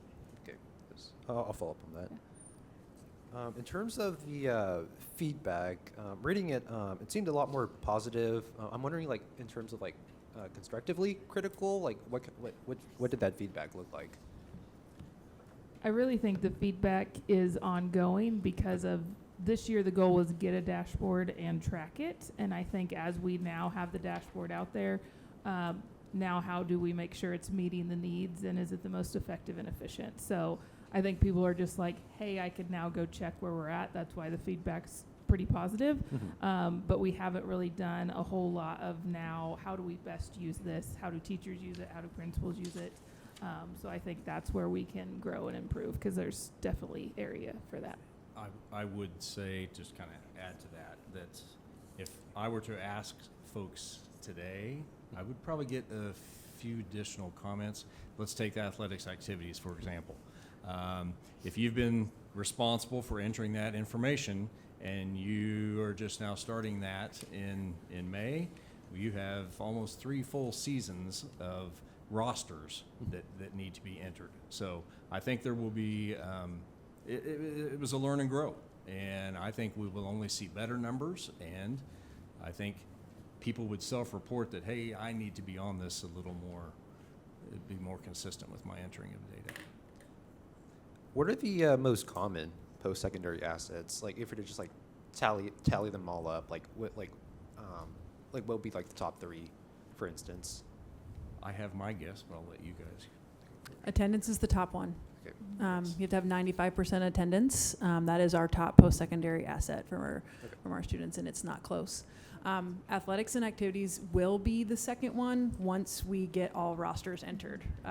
That the fact that rosters aren't all entered does hamper that a little bit. And then there's a whole lot that hover right there in the same area underneath that. So it's kind of like there's 2 that clear everybody else, and then everybody else kind of hovers.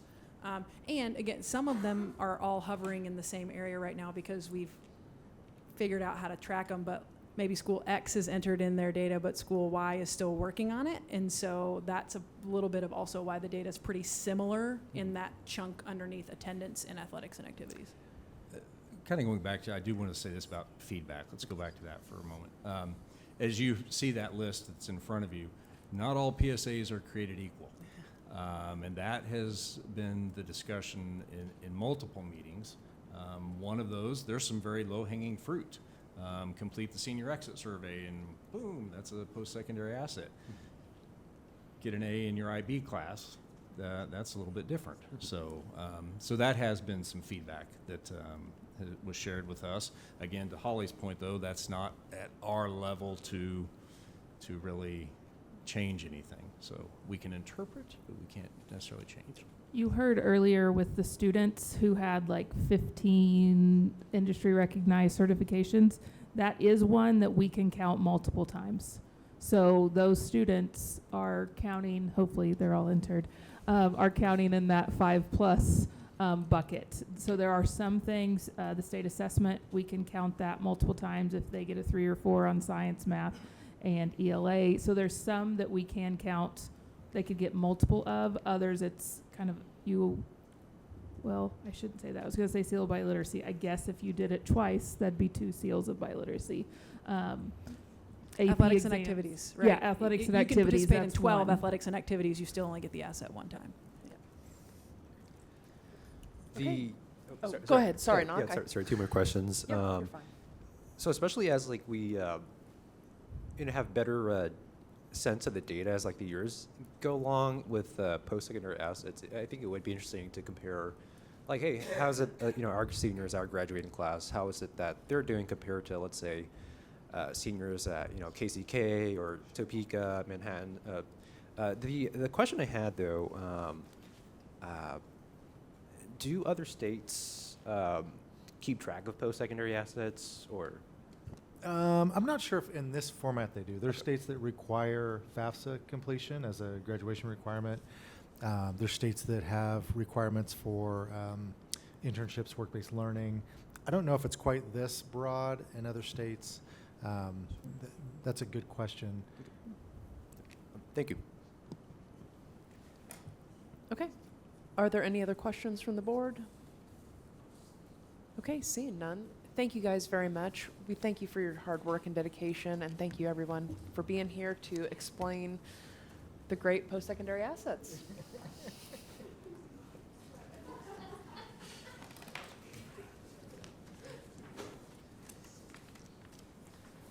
Latona, next item. Consent. So for the public's information, the purpose of the consent agenda is to help the board handle routine matters efficiently, so that the board can spend more time reviewing, monitoring, and discussing the educational issues of the Wichita Public Schools. Students' academic success is the top priority for the Board of Education. Board members review these items in detail during the agenda review workshops held at 10:30 a.m. on the Fridays prior to each regular board meeting at the AMAC building. These workshops are open to the public, but no action is taken. The workshop is for discussion and questions only, and your presence is always welcome. Is there a motion to approve consent? So moved. Second. Motion made by Stan, seconded by Melody.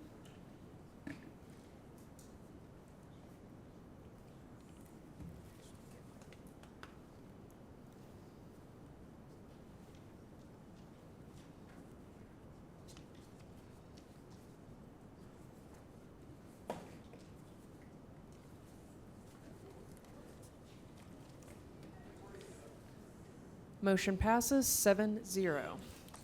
Latona, next item. Discussion, policy 1231, artificial intelligence. And I think Rob stepped out. Addie, would you be ready to come up now? I think he is. We'll go a little bit Okay. out of Policy order. 3460, unrestricted reserves. Thank you, Addie. Absolutely. So at the board's request, I think it's easier to go over a financial policy with some exhibits. So have a very short presentation on the policy that is proposed for discussion this evening.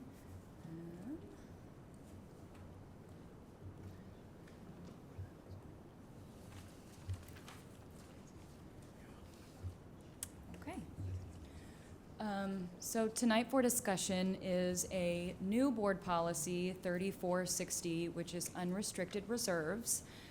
The reason that we propose this policy to the Board of Education is for a few reasons. Really, it's best practices for any municipality to have an established reserve policy. This certainly comes to us as a recommendation from Government Finance Officers of America, which is an oversight body that gives us a lot of guidelines and policy as we look to oversee school finance in Wichita Public Schools. We've got a big push right now to improve transparency and accountability in our finances. And of course, establishing a board policy that you all are able to enforce helps us to improve that transparency and accountability. And we, of course, want to always ensure the financial stability and continuity of operations in the district as we approach a time of the education task force reviewing our funding formula that potentially sunsets in July of 2027. We've got to make sure that we have our own mechanisms in place to ensure our long-term financial stability. So ultimately, we've proposed a minimum and a maximum threshold for what our unrestricted reserves should be. Essentially, a minimum threshold would be the annual average of one state aid payment, and our maximum threshold is 2 months of regular operating budget expenditures.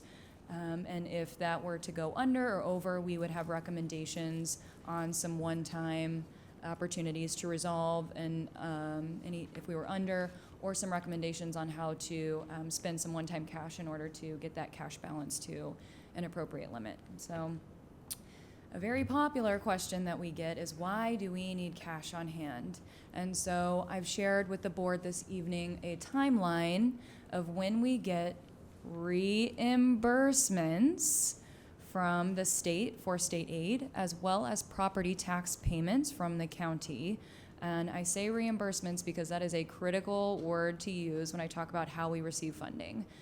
We do not get on day one, when we have the budget adopted, no one's sending us a check.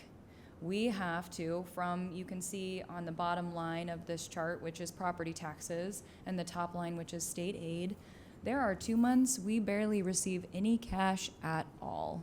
And so we've got to have some cash on hand because we still have payrolls to pay and bills to pay and things to do. And so September really is after we've adopted our budget and we have a larger state aid payment.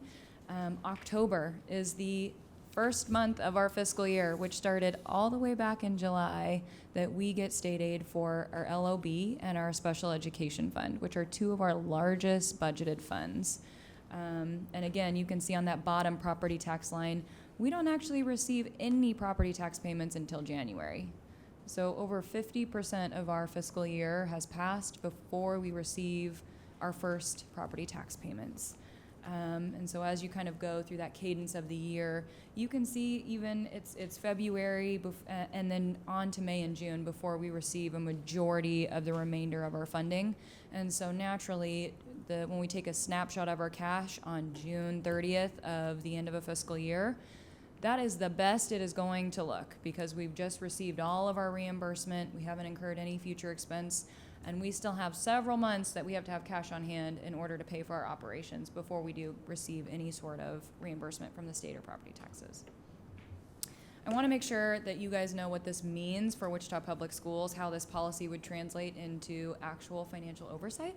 And so this is an example of what this would mean for last fiscal year, so the 23-24 school year. So the minimum based on the average state aid would have been $43.7 million. The maximum based on 2 months of operating budget expenditures would be $92.2 million. If we look at all the unrestricted funds that would qualify as cash that's unrestricted, that figure is $71.6 million. So we're right in the middle of the policy. We're not on the low side, we're not on the high side. Certainly, this policy came at the recommendation and approval of our newly established Financial Oversight Committee, and the feedback from this group was that this is a very defensible policy on your behalf. That maximum threshold for our policy is actually the recommended minimum for many governments. But this doesn't include all of our fund balances like capital outlay, and so this is just unrestricted cash reserves. So the committee recommended this policy to you all, understanding our financial climate and circumstances, and gave you a very defensible policy to hold us accountable to. And so I would recommend that policy 3460, unrestricted reserves, be brought back to the next regular board meeting for approval. Thank you. Thank you, Addie. Are there any questions or discussion from the board members? Melody? Thank you, Addie. So if I'm understanding this correctly, what is being recommended in this policy, as well as what has been supported by our newly created oversight committee, is that we maintain approximately 71.5 million in reserve. They're recommending a unrestricted. range for us to safely live within. So right now, that range would be 43.7 up to 92.2 million. And we're right in the middle. And okay, so where we are currently, is that right in the middle? Yes. That is actual. That's actual for last year. That's what for. And what are you predicting for this year? Nothing has changed significantly in terms of our unrestricted cash balances. So we'll bring this back to you in July once we close out the fiscal year and see where all of our fund balances are landing. We don't have our final budget yet. Our final legal maximum is not published and adopted. So, Understood. but I don't anticipate a huge shift in where our unrestricted cash sits. And what would it be that draws us down to the minimum? And I understand how when we actually receive our reimbursements of funding. Yep. For the public's sake, what brings us to if that? you look at the exhibit up on the screen and what you have in front of you, right? There are only a few funds that count as unrestricted, and that means they don't have a special purpose. They're flexible in nature, and so we can use them for a wide array of operations. You won't see special education on here because once we receive that funding, all we can use those funds for is for special education services. And so bringing that cash balance down, you can see on the exhibit, right, most of this is made up of by our contingency reserves. And that is our only unplanned, unbudgeted cash. And so bringing that number down would mean that the district has faced an emergency, a financial emergency, that we have to tap into that one-time cash in order to resolve the emergency. A large facility issue would be an excellent example of where that could occur. A current year reduction in funding is another place that could occur. And so those are just a couple of examples that could materially bring that cash balance down.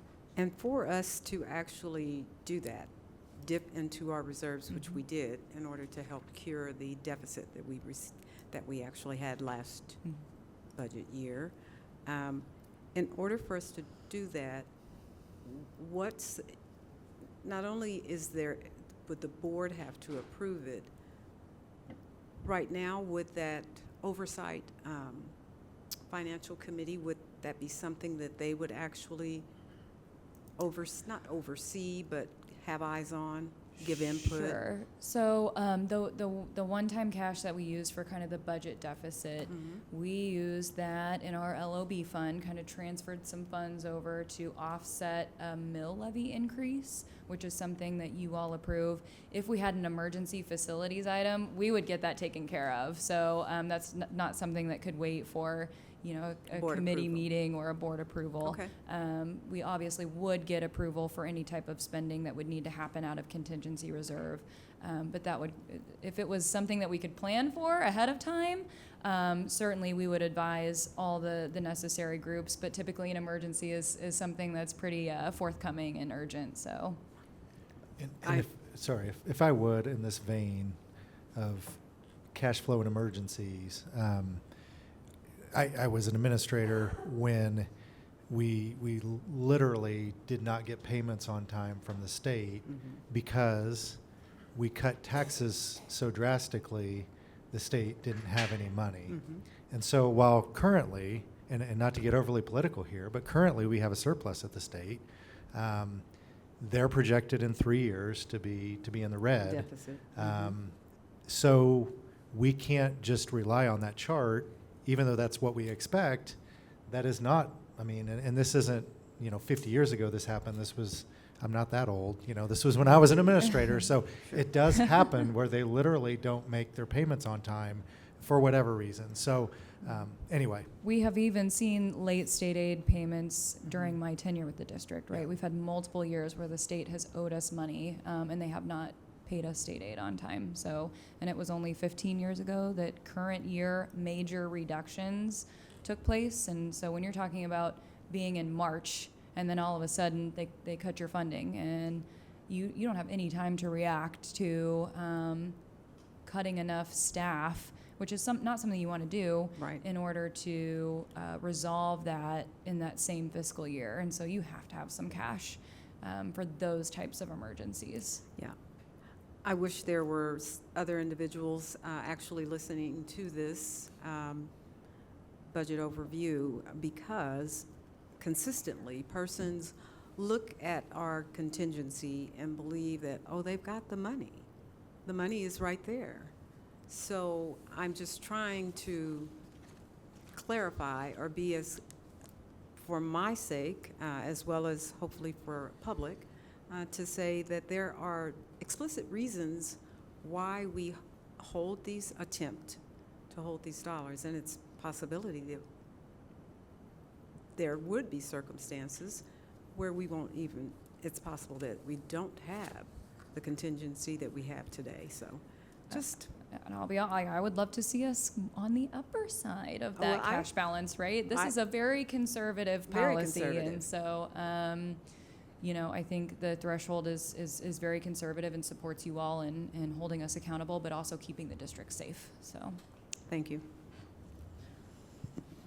Are there any other questions? Our raising hand on the computer monitoring is not working this evening. So, knock.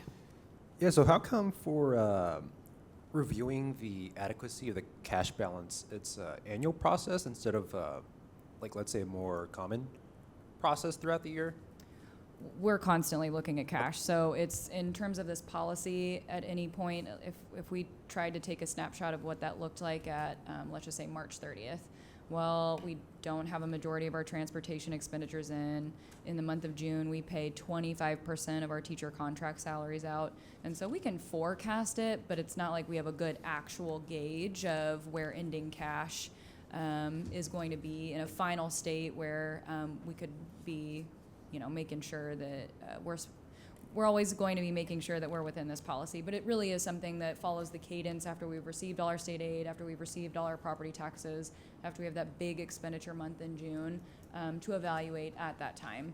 And that's a good spot for us to see, okay, do we need to transfer any additional cash into our unrestricted reserves to make sure that we're meeting the minimum threshold, or, looking to the board for any direction on potentially getting a little on that upper side of the policy. So that's certainly something that fits better once we've expended all the things in the month of June.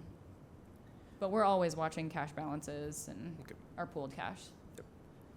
And then for the one-time investments, it says that salaries, that wouldn't be considered because it's recurring obligations. But I was wondering for technology upgrades, especially if you're talking about licensing fees, where it's there's recurrent payments for that. I guess question/directive, maybe some clarity in terms what are recurring obligations besides just the salaries, I think would be helpful. And then the other thing I think that would be helpful in terms of the development of the financial recovery plan, I'm assuming that the board will have to give approval for that recovery plan, right? You would be approving the recovery plan through the adoption of the budget. So we would have a budget line set aside if that circumstance ever came to be, right? Certainly, I hope that's not in my tenure with the district, but if that was a reality that we were facing, you would be approving that through the budget process, yes?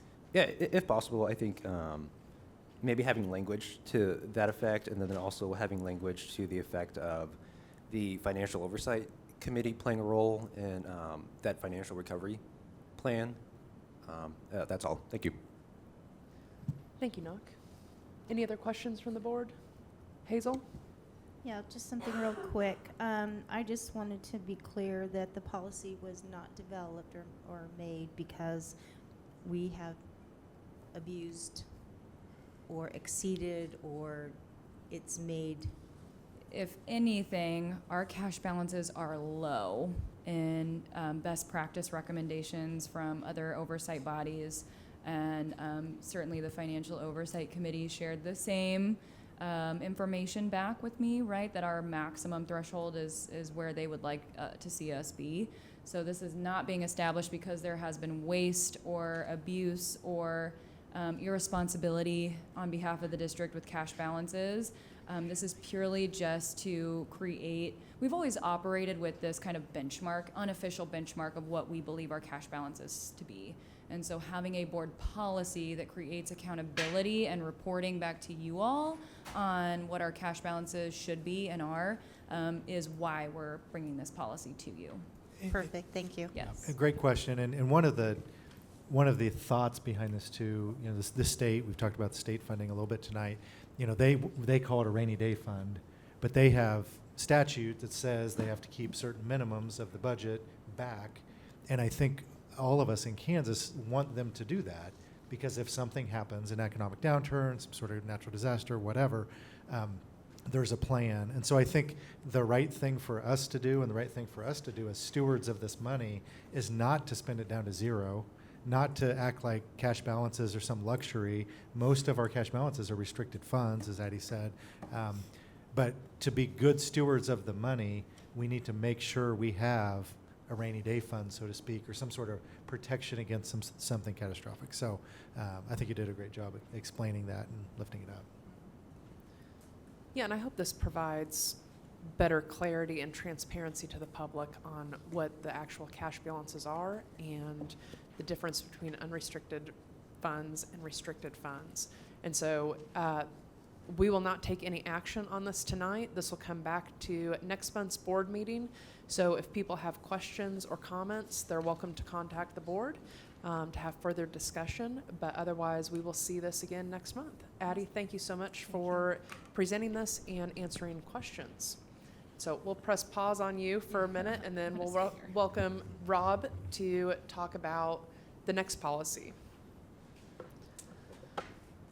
Welcome, Board of Education. My name is Rob Dixon, Chief Information Officer, and I presented to you is our AI policy. It is very brief. I would say our technology committee, which comprises of staff members, some parents, developed this policy probably a little over a year ago, honestly, and we've been working through this.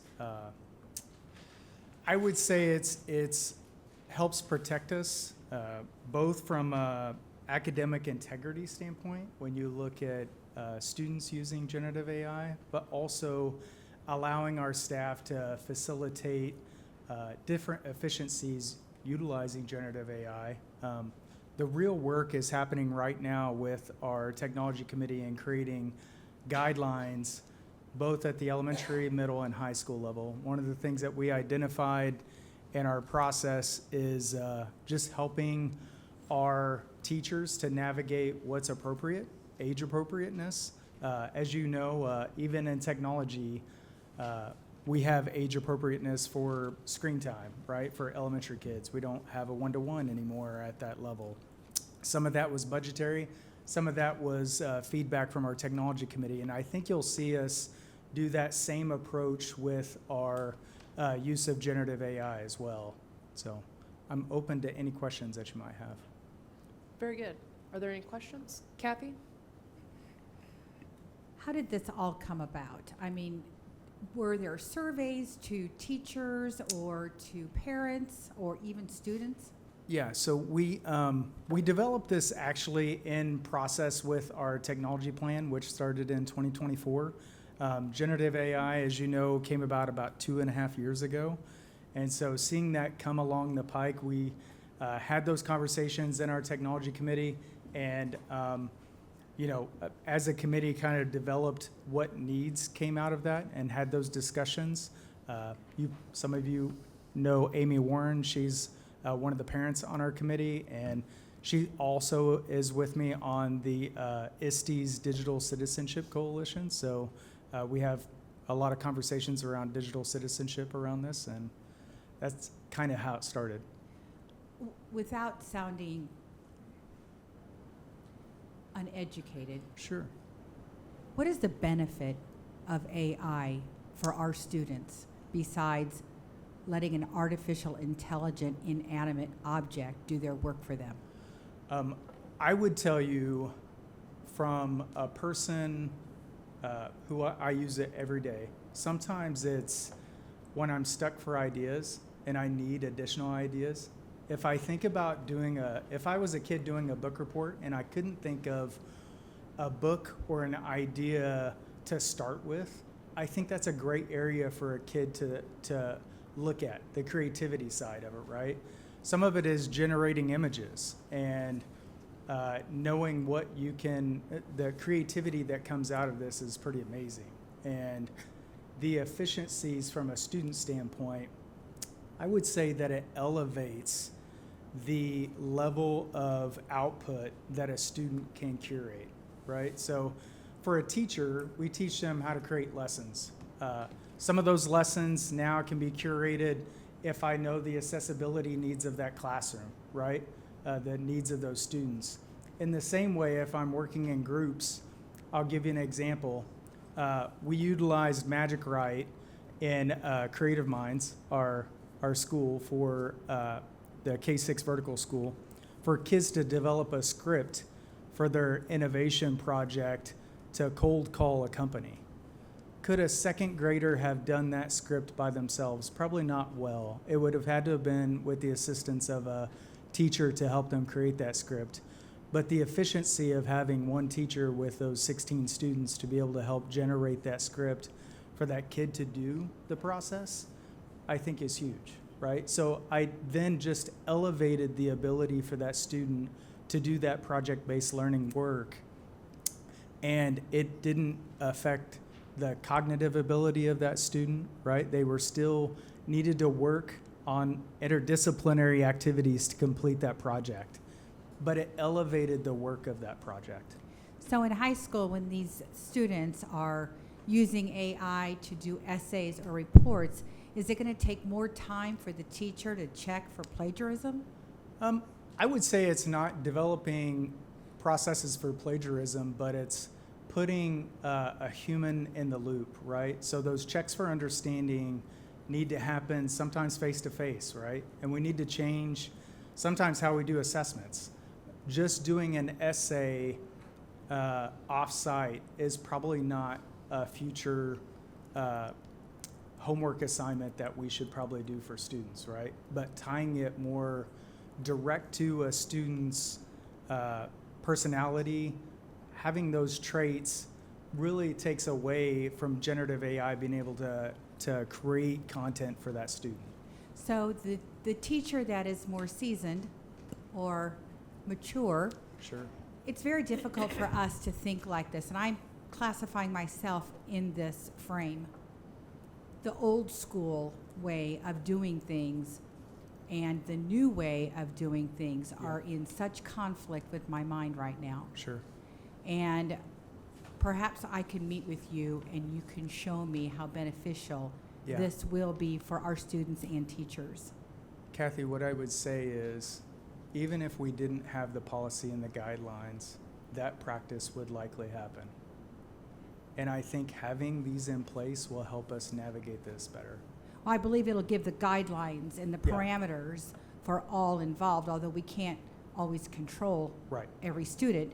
But as long as we, the district, knows that they're in place, we've got somewhere to start and have that foundation and that baseline. Absolutely. Thank you. Thank you. And I would just to cross-reference, policy 1230 is our plagiarism policy that's referenced in there.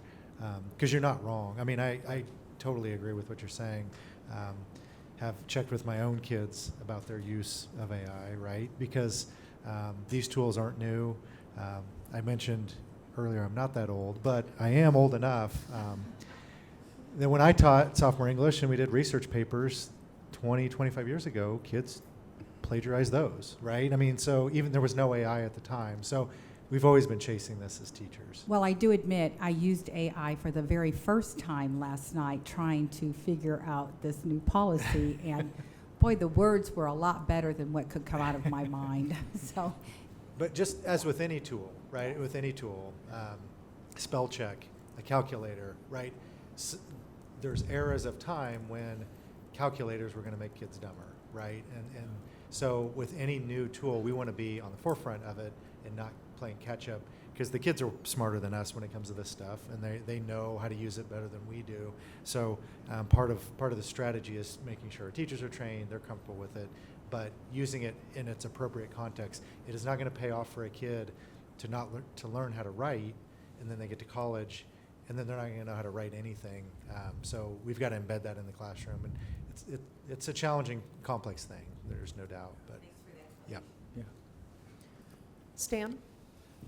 I was just going to point out that listening to that question and answer between Kathy and Rob, some of the public may have been a little confused here that this policy is just about us embracing AI in every step of the way. And I just wanted to point out that the policy also addresses the issues and the concerns that Kathy mentioned, and the way the superintendent answered, such as number 5, any use of AI tools by students shall align with policy 1230 and require appropriate credit to be given to all sources and tools.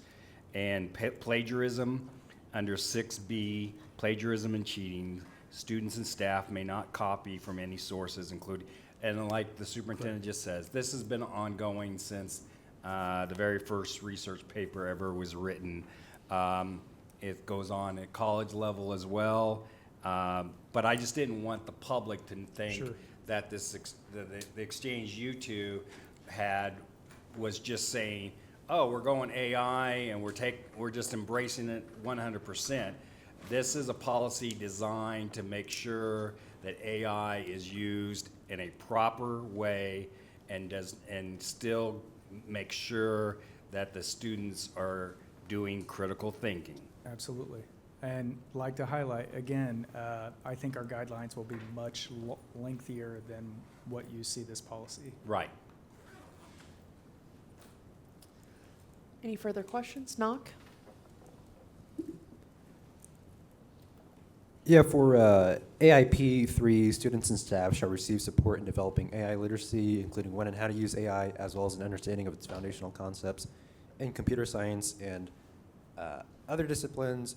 Personally, I would like to see that expanded to not just AI literacy, but digital literacy in general, in digital citizenship. I don't think we have a board policy on that. I think it's long overdue. So in tandem with this AI policy conversation, how do we have that broader conversation on, hey, like, you know, how do we, for us as a school district, how do we promote, ensure children and adolescents are having more healthy relationships with digital technology? Absolutely.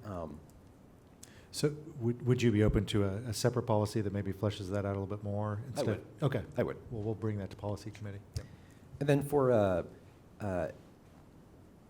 AIP 6 sub D, compromising privacy, the district will not use AI in ways that compromise teacher or student privacy or lead to unauthorized data collection, as this violates privacy laws. I would be curious, like, what are the consequences if that policy, that subset of it were to be violated? So I think it depends on if that child is under 13 years or younger, right? When you think of COPA and you think of FERPA, you would have to identify both the data items that were outside of directory information that were utilized in that, and then also notify any of the people that were affected by that.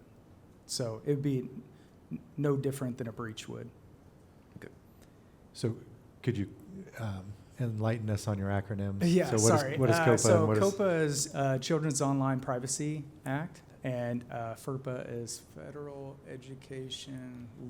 Family, right? Parental Yeah, rights. parental. Yeah. So thinking of those, one is thinking of student data privacy 13 years or younger. So knowing that kids can't opt in themselves, you have to have parents opt in. So much of this is going into how we think about our process for approving apps. So today we have an app approval tool. We have literally over 400 apps in there that we've vetted. Whenever you look at AI, we'll have to go through a completely different process. When a company introduces AI as a mechanism within the app, we'll have to go through and vet that process as to whether do they train the model from that data? Do they sell that? We already talked about do they sell the data, right? So we have data sharing privacy agreements with all these companies. But when you think about the AI mechanism, we also don't want their model trained from our data. And so. Kathy? Is this going to cost the district any money? Time and labor, I would say, more than anything else, of looking through terms and agreements and making sure that these entities follow suit. You hear any idea how much that might be in the I'm- ballpark? If not, it's okay, maybe next meeting. Yeah, I really couldn't tell you Okay. at this time. Nog? So especially with the proliferation of AI in the past few years, I guess from an academic integrity standpoint, have we seen, a significant increase in terms of plagiarism and cheating violations, any increases, teacher concerns? I don't have data on specific, because in Synergy we don't identify it in that way that plagiarism was done with AI. So that would be a tough one to quantify. But I could tell you that, even just talking to teachers in our technology committee, we see it, right? And it really depends on how the teacher is introducing that homework assignment or that lesson plan, whether because there are ways that you can introduce these to where the checks for understanding are back face to face, and I can validate whether Jimmy did that work or not. And then last question, I would be curious what, especially boots on the ground perspective, what students and teachers, what they would think about this policy, what they like about it, what they don't like about it, anything that they would recommend changing. So. Okay. Okay, very good. Any further questions? Okay, seeing none. Rob, thank you very much. We will not take any action on this policy tonight, but we will have it come back to the board at next month's meeting. So with that, Latona, next item. Finance Budget Report, Phase 4 Budget Reductions. Okay, Addie, welcome back. Thanks so much. I did move, and Julie caught me scooching in closer because these chairs are terribly uncomfortable. So, Yeah. you all, I think, are stuck with me for all of the next upcoming board meetings for a budget report. And so I'm excited to bring some really exciting information to you tonight regarding finalizing all of our budget reduction measures. I think we want to kind of wrap up this activity. It's certainly taken a tremendous amount of energy and time from you all, as well as district leadership, building administration, all of our staff over the last year and a half as we've all worked together to resolve a $42 million budget deficit, which is a huge feat. I would like to take a moment, and Kelly doesn't know I'm doing this, but I think that is such a tremendous effort on your behalf, and certainly our newish superintendent, right, who took on this challenge in his first 2 years in the role and accomplished this great challenge to reduce our budget by $42 million. It's a huge number. It took a lot of strategy. It took a lot of collaboration. It took a lot of community feedback. It took a lot of education, so many things, so many expectations of district leadership to make sure that we got this done, and we did. And it's just, I think so much of this is attributed to your ability to guide the work and make hard decisions. And there were many hard decisions, and but you know, we're not broke, but we don't want to be. And so we've got this budget deficit resolved, and that's thanks to all the work that you've guided on for us through this process. So I want to look through, kind of just give you a reminder of all the phases that we've worked through for our budget reductions, show you the results of some of these decisions in play in our schools. How is this translated into to some really exciting things in our schools? Talk about all the admin centers, so all of our administrative center efficiencies that we've gained through the process, and then look ahead onto how we want to maintain this work and continue creating efficiencies in our work in the future. So we had to piecemeal this problem. You cannot swallow an elephant, right? You have to take it one bite at a time, and so we took the same approach with this $42 million budget deficit. So I've tried to reduce it into 7 different overarching initiatives, but there were probably far more categories than this. Phase 1 was kind of looking at all of our vacant administrative center and vacant non-school-based ESSER-funded positions, as well as other admin center budgets. And so in this phase, we did a 5% mandatory admin center discretionary budget reduction. So that means all of my colleagues behind me, all of their budgets were reduced. They got to make choices on where they were able to make cuts and not spend and return their budgets back in. We also opted to reduce ESSER para hours at schools. This was a very big initiative, about a $9 million initiative where we added hours and benefits to many of our para educators using ESSER dollars. And that just was not something that was sustainable and did not come back in feedback as a priority in terms of funding. And so we slowly, as paras turned over, rolled back some of their hours and benefits. And then we got rid of various vacant admin center and other vacant ESSER positions that we did not need to backfill. As we approach phase 2, and this came kind of in January of 2024, we started having conversations about materially how we were going to approach the remainder of this deficit. And so the recommendation to review closing schools was presented to the board, and you all are very familiar that we proceeded with that particular solution. And so that concept of closing and welcoming schools was kind of what we called phase 2. Phase 3 was after we got through all of the big decisions that came around closing schools, focusing the remainder of the year's work, knowing that we cannot cut a budget that amount of money in 1 year. It's very detrimental and very hard to carry out all the action items that come with making sure those cuts happen. And so we did have a focus on continuing to look at admin center positions and continuing right-sizing all of our other schools in the district, knowing that we were going to use some one-time cash to bide us over into this year.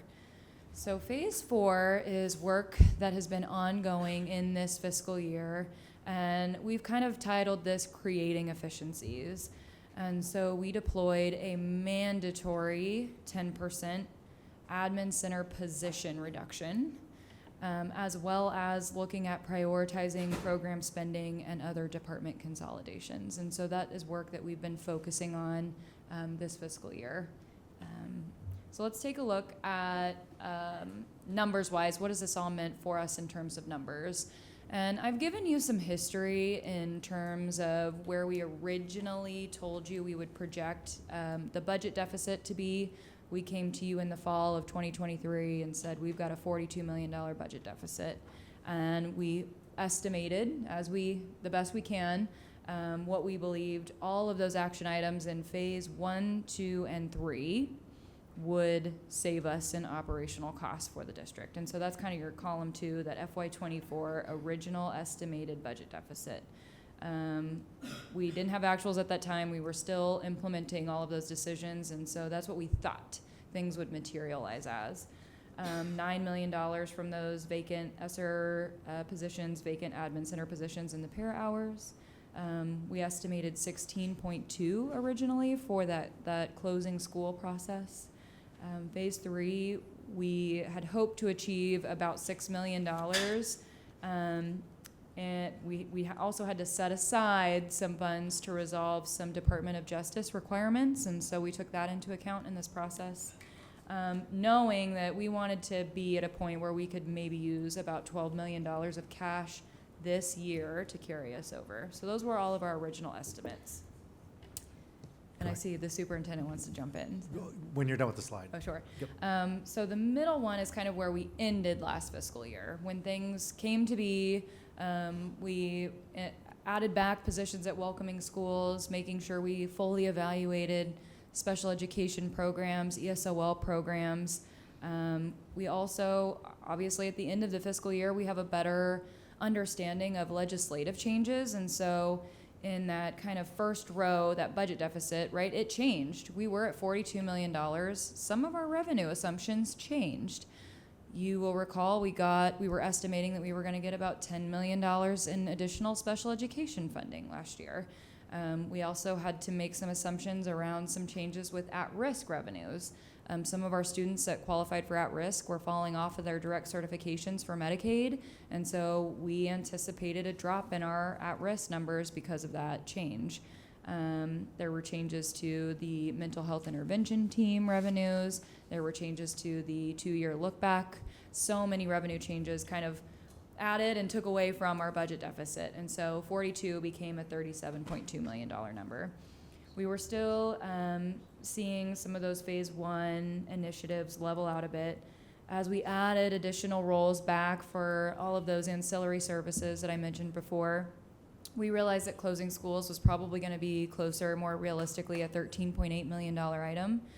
We were on track to get about $5 million or so in other admin center and right sizing reductions, and still had some DOJ work to solidify through the summer and what that agreement was going to mean for our district. And so we were right on target with where we wanted to be, and using about $11 million in cash. So through the summer and into the fall, and seeing where enrollment panned out, where all the revenues panned out through our audit, that final deficit was around $35.9 million. Essentially, that was because our at-risk estimates were conservative. It wasn't as bad as we thought it was going to be. That's always good. We want to have good news and not bad news. So phase 1 cuts ended up being just under $1 million. Phase 2 of closing and welcoming schools were about 14.5. Right sizing and admin centers came out to $6.1 million. We did finalize all of our DOJ requirements, and I want to touch base with you all on this specifically this evening, because those requirements did mean we added staff. We had to add administrators at our special day schools. We had to add extra behavior positions. We had to add supplementals in places. We also had to add some admin center support to implement and oversee all of those requirements of that settlement agreement. And so there were some additional adds that came because of that settlement. And so phase 4, that left us to resolve this $6.2 million number. And I'm excited to say that as of today, that work is complete. So no more phases for budget reductions. We're going to stop at phase 4. I'm super excited about these next 2 slides because all of these hard decisions really have paid off. Oh, I'm sorry. No, you're good. You did say you wanted to jump in. I jumped in too here. early. Yep. Just to clarify, in spring of 2024, we made the decision to close 6 schools. That reduced the budget by $14.5 million. Yes. Okay. Yes. So closing schools helped the budget. Just want to make sure we're Closing clear on schools helped the budget. that. Okay. And that is because when we looked at schools, right, we looked in areas where there were capacity in nearby schools for other teachers, existing positions to take additional students into their classes, where we didn't have to add all of the positions back in order to support students. But class sizes are still at very good levels. This did not push anybody over our policies for our class sizes. So it was strategic, and it did accomplish one of the goals, of that recommendation. We had three. There were three goals, really, of school closures. Only one was finances, and we did accomplish that one. Yep. And now for your next two slides. Great. Oh, okay. So the, oh, I have a question. Melody? So, just to add on to what Superintendent Bielefeld is making even clearer, so we did actually realize a savings of 14.5 million in closing those six schools. that's right. And that's our operating budget primarily from salaries. Right. And Yes. so well, I'm thinking of a specific individual that made the statement that we did not actually actualize any savings from closing those schools. How does that actually look in our budget? It's that $14.5 million number. I Well, mean, this you is won't a find re- it on any particular line item. This is Right. in many funds and in many different salary line items. So there's not one spot you can go to see this 14.5. We kept track of this. We did all the adds, all the minuses for over, what I will show you, over 400 positions to make sure that we were keeping track and holding all staff accountable through this budget reduction process too. So that final figure is 14.5 for what we saved to the operating budget for closing schools in spring of 2024. Right. And if we were to check our math, we would be able to look at the number of employees, FTEs, that we did no longer have. You are in store for some Okay. great information. I need to have concrete evidence. We're getting there. All It's right, gonna be thank so. you. You guys are stealing my thunder. Okay, so if you think about the actions that we took in the spring of 2024, extremely hard, extremely emotional. The last resort in our budget toolbox for resolving budget issues is closing schools, the very last one. We did not close schools only for the budget. We closed schools because we were faced with other challenges. Because our facilities have needs, major needs. We have many aging buildings and no ability in our budget to get ahead of all the maintenance that's in all 90 of those attendance centers. We also had huge vacancy numbers. We had 356 vacancies that we started the fiscal year with last year. So in August of 2023, when we took a snapshot of our vacancy list, we had 356 vacancies. 52 of those were special education teaching positions. 54 were reg ed positions. We had 123 paraeducator vacancies and 127 of a mixture of others. When we took a look at our vacancy list along the same time frame, so August of 2024, where we started the year, our teaching vacancies were more than halfway cut down. 24 in SPED, 21 in reg ed teaching. Paraeducators were reduced, and really the other category reduced as well. From closing 6% of our schools, 6 or 7% of our schools, you reduced our vacancy list by 33% in total. 58% reduction of our classroom teaching vacancies. That has direct impact to all of our kids across the district in every school in a positive way. Not just the schools that welcome students, but in every single school. There were benefits from right sizing, making sure that every teacher that was in one of those closing schools was retained in the district in any way, shape, or form that we could support them in, getting them in front of kids that needed them. And so our kids are seeing the benefit from filling our vacancies. And that decision had an exponential positive impact across the district. And so I will pause here because I think Kelly has another interjection. Did you have something? Yeah, I just want to point out that when we have a lot of teacher vacancies, we know that teachers are the biggest impact on increasing student outcomes.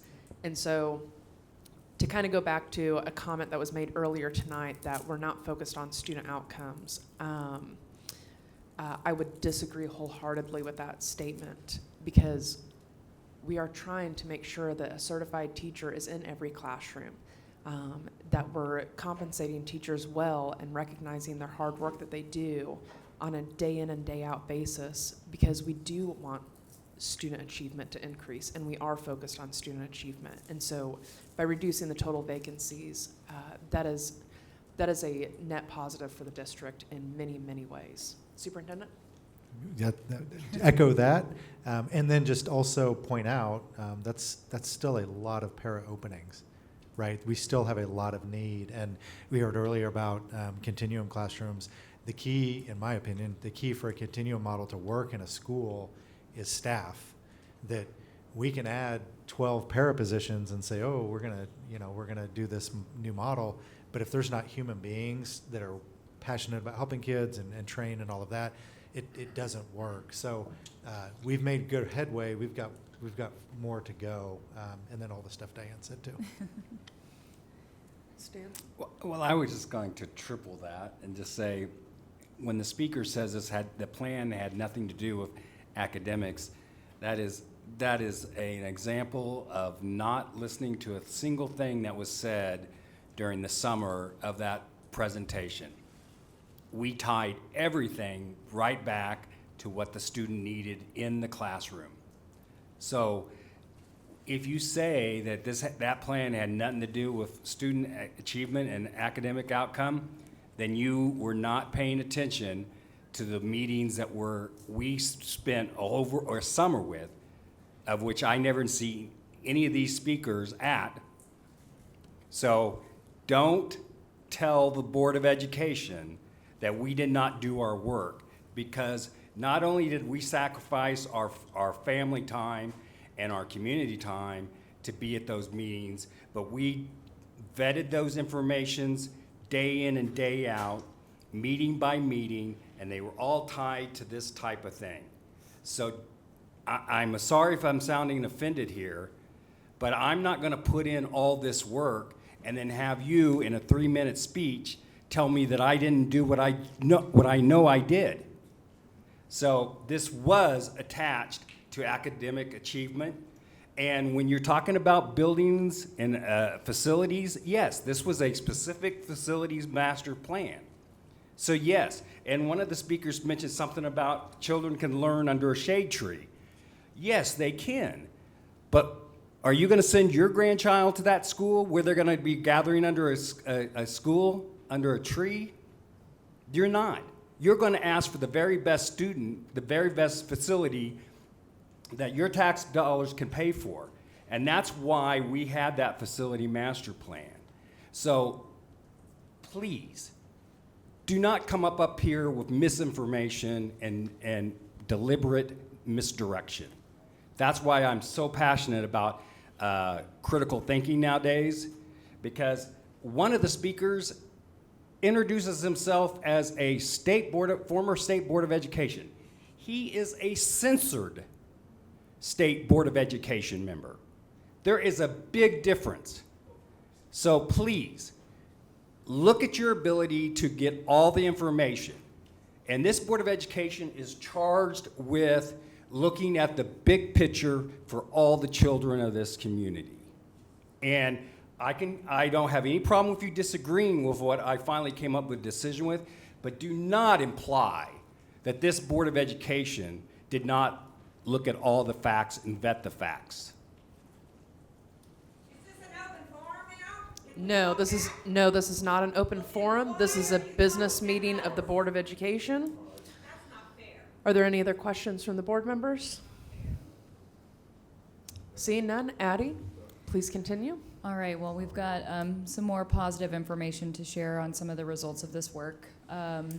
So if we look at substitutes, that was another big concern. We had so many last year of our core content classes being filled with long-term subs. We have great subs. They work very hard, but we know that the best thing we can do for our kids is put a highly qualified full-time teacher in front of them to deliver their content. And so looking at the second semester of the 23-24 school year, we had 191 classrooms that were being supported with a long-term substitute. This year, we have 82. 109 additional classrooms in this district have a full-time, highly qualified teacher in front of them this year. If you just take for easy math, right, and apply that to a 20-student average, you're impacting over 2,000 kids, almost 2,200 kids.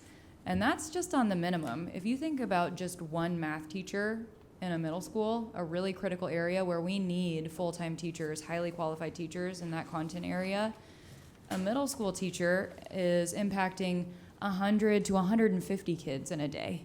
And so really that's a minimum number of kids. Some of those very difficult school closure decisions, they did come with positive impacts. You're impacting a lot of kids with a highly qualified teacher, and we're seeing that in the number of subs that we have filling those classrooms. So Melody, this helps to address your question on where you might see the total number of FTE reduced in our budget. And I imagine you will see this in, we do publish the FTEs in the Budget at a Glance segment of our state budget document. And so some of that will be between this year and last year, and some will be next year to this year. So it will be kind of hard to see this all looking at one snapshot in the budget book. But that's why we have that information in a compact format for you this evening.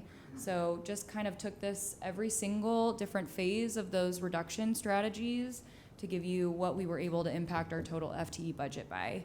So, and what I do want to point out to you was many of these phases were focused on administrative center reductions. 3 out of the 4 had a focus on making sure that even while we were making the difficult recommendation to close schools, we were looking in our own front yard too, in admin centers, and doing as much work, if not more, proportionately to try and help address the budget deficit issue. So phase 1, and FTE is a complicated term, so it is kind of total positions, but sometimes with those para hours, it wasn't a full position, it was just backing off some hours of a para. So phase 1 was 113 FTE, closing schools and then welcoming back, having to add some positions. It was about 243 FTE. Phase 3 cuts were about 93 FTE, and our final phase 4, was 42 FTE. So almost 500 FTEs in our district were impacted through all of the phases of our budget reduction. And I will add that 95% of the work of these 500 positions involved us just not filling vacancies, right? In phase 3, every single one of those staff members that were impacted by that decision were guaranteed a job in the district if they wanted it. And so most of that work, it did not come with removing any employee from their job. It truly was just finding areas where we had vacancies that did not need to be filled. So very minimal impact in terms of staff not being compensated, staff not receiving wages. That is tremendous that we can close schools. That shows how much capacity we had in the district, right? We can close schools and still offer everyone a job in the district. So truly a feat for you all in that process. Okay, so now I want to shift gears and celebrate all of the hard work that has gone in with the admin center reductions. And I will share, right, district administration makes up 1.1% of the total budget. And central business and operations makes up maybe another 4%, 4 to 5%. And so that's not all FTE, that's all the services. So a very small portion of our budget is really district administration. When we looked at those 10% mandatory FTE reductions, we had about 482 FTE that we needed to look at and review. Not every division has 10 people, and so in divisions that had 6, 7, 8, strategically looking at where reductions may or may not be able to be made. Not everyone could get a 10% because we can't eliminate a 0.6 of a person, right? And so that 10% mandatory column, you see 41, and that was after we evaluated departments and divisions that we really couldn't reduce 10% because they had 1 or 2 people in them, right? So broken down just so you can see the categories of classified staff, certified staff, and then your more highly compensated technical, supervisory, and administrative staff. And so looking at that 10% mandatory reduction, we were able to strategically find 41 positions, trying to see where we could restructure or realign or repurpose roles. We found an additional 24.25 FTE on top of that mandatory 41. We did anticipate adding back some of those roles, recognizing that, a little lofty in some of our goals, needed to add back some positions to support the work in the district. But ultimately, our total net admin center reductions for FTE was 58.25. So that's 12% of our total admin center FTE. We saved $4.6 million in just our administrative centers. So over 10% of that budget deficit, that total budget deficit, which, the district's budget is not made up of 10% of administrative costs. Just general administration is 1.1%. But we were able to take a really hard look at our admin centers and make some strategic realignments and reductions to make sure that we were doing what we needed to do to become more efficient and support the budget reduction process. Okay, so I'll wrap up kind of what we learned. We did receive a lot of feedback, and we did ask for a lot of feedback during our budget reduction process. Schools gave us feedback, community gave us, parents gave us feedback. We also got feedback during the bond issue that there were a lot of desire for us to become more efficient as a district. And so we used that feedback and we responded. We've spent a lot of time this year at the leadership level looking at how we can strategically become more efficient. It's taken a lot of focus away from academics, right, to achieve this work. My instructional peers, I had to take their time this year to make sure that we were getting this work done. And it did take a lot of time to do this. We needed to do it, but it's a very complicated process. When you look at an organization of our size with the complexities and the collaborations and all of the mandatory services we're required to provide, whether it's through finance or student support services, it doesn't matter. All of us have things that we have to get done. It was very complex, certainly more so than I thought day one. It took a significant time investment from all of our leadership team in order to accomplish this goal. And it does require a lot of consistent oversight to make sure that we're meeting our benchmarks and, having that, just that feedback loop of making sure we're being strategic in all of our staffing.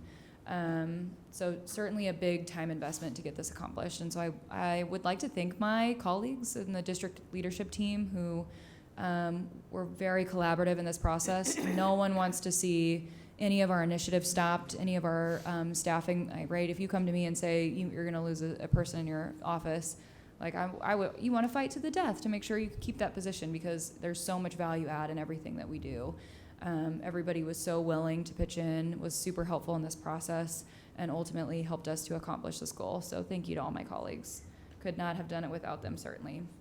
And so now I want to jump into looking ahead. The district, in all of this restructuring, and these 2 roles are in the figures that I shared with you previously in our admin center reductions, but in looking strategically at what we need to continue to be efficient and continue to make sure that I don't have to take a ton of district leadership time every single year to evaluate our efficiencies and pull every single district leadership team member in when we're talking about these processes.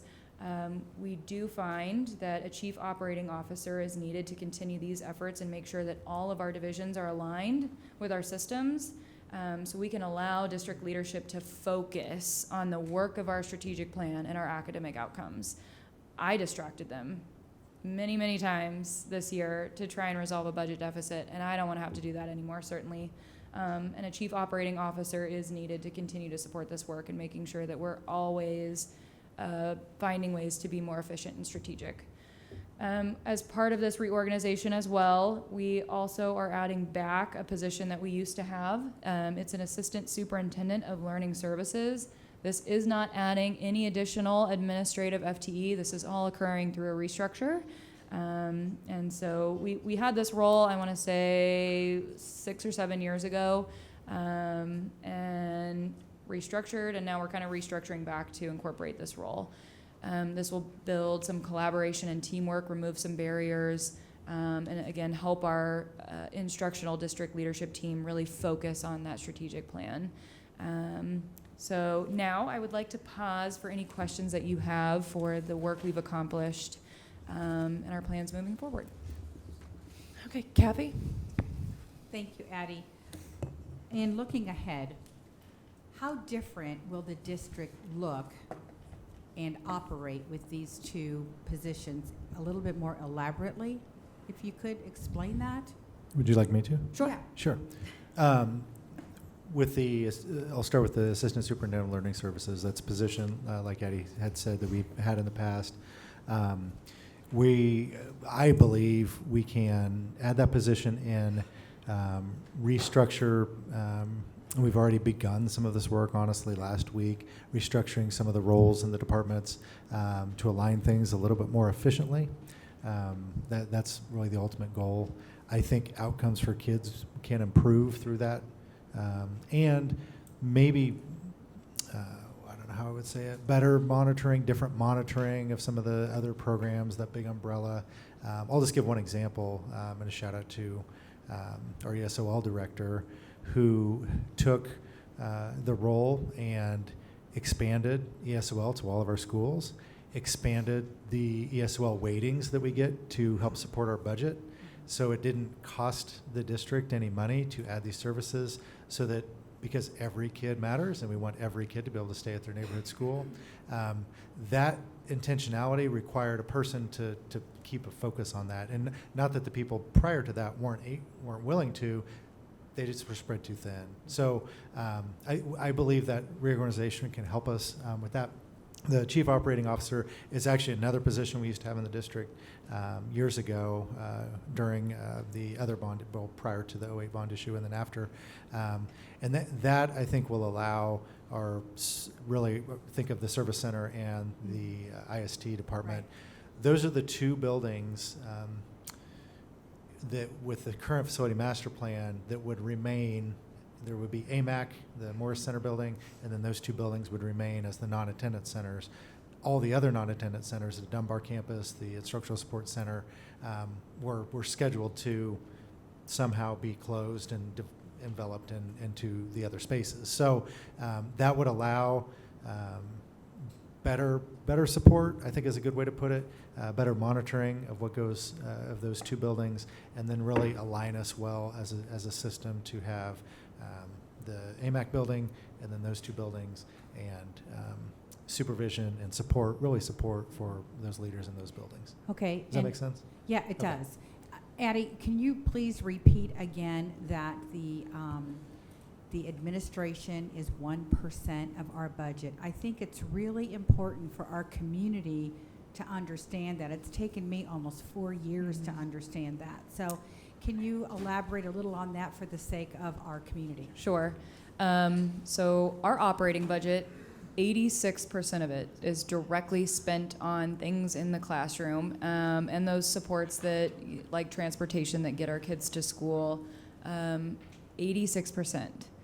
There's 8% that's on facilities. There's, again, I'm so sorry you have to spend money on my salary, but people like to get paid, bills like to get paid. It's just part of doing business. And so a very small portion is your business and operations, which are really, we are so lean and so efficient. Our people are so smart. We have some of the smartest people I've ever met that work for this district that make amazing things happen with very few resources. And total district administration is 1.1% of our district budget. Very small. There's not a lot of tapping into to save money on district administration for Wichita Public Schools. It does not amount to much for And our that's budget. misinformation that's out there, so I thank you for elaborating that. And I just have one more question. On slide 15, the center FTE reductions. Yes. Were there any programs that suffered from these reductions that we offer to our students? Suffer is a specific word. There's no loss of service Okay, for our so students. So no program was nope. cut for our students. So our students are still able to go ahead and receive what we've offered before these reductions. Yes. Okay, thank you. Knock? Sorry, just a point of clarification. What about AVID? AVID was not eliminated. It was reduced last year. Okay. Yeah, so no programs. I think what Kathy was asking. Like eliminated entirely or like cut? Because I think there's a nuance with that. So what's your question? Were any programs cut? Is that your question? Yeah. Yeah, last year we reduced AVID to only be in 4 high schools and 5 middle schools. 2. It's current. Okay. Yeah, sorry. I can get you that information, the specifics, but. So that was kind of a phase 1 item of reducing those AVID offerings. I would say for phase 4, which is what I thought Kathy was asking about, I can't think of something off the top of my head. Yeah, no. I didn't think so, but I just wanted to clarify. Yeah. Okay, any further questions? Seeing none, Addie, thank you very much. We appreciate your hard work, and we look forward to budget season approaching us, so thank you very much. Latona, next item. Action items 2025, 26, and 26, 27 Board of Education meeting calendar. Okay, the board saw this at the last meeting. Are there any questions regarding the 25-26 school year and 26-27 school year for the Board of Education meeting calendar? Are there any questions or comments? Okay, I'll entertain a motion to approve. I move that we approve the calendars. Thank you. Motion made by Julie, seconded by Melody.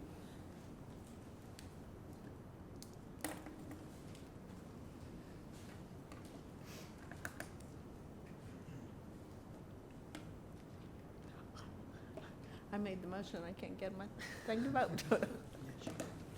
Motion passes 7-0. Latona, next item. Policy 5511, special assignment of students. Okay, the board received this policy. We saw this last month. Are there any questions or comments regarding this policy? Okay, seeing none. Is there a motion to approve policy 5511? I move to approve policy 5511. And I'll second. Motion made by Melody, seconded by Julie.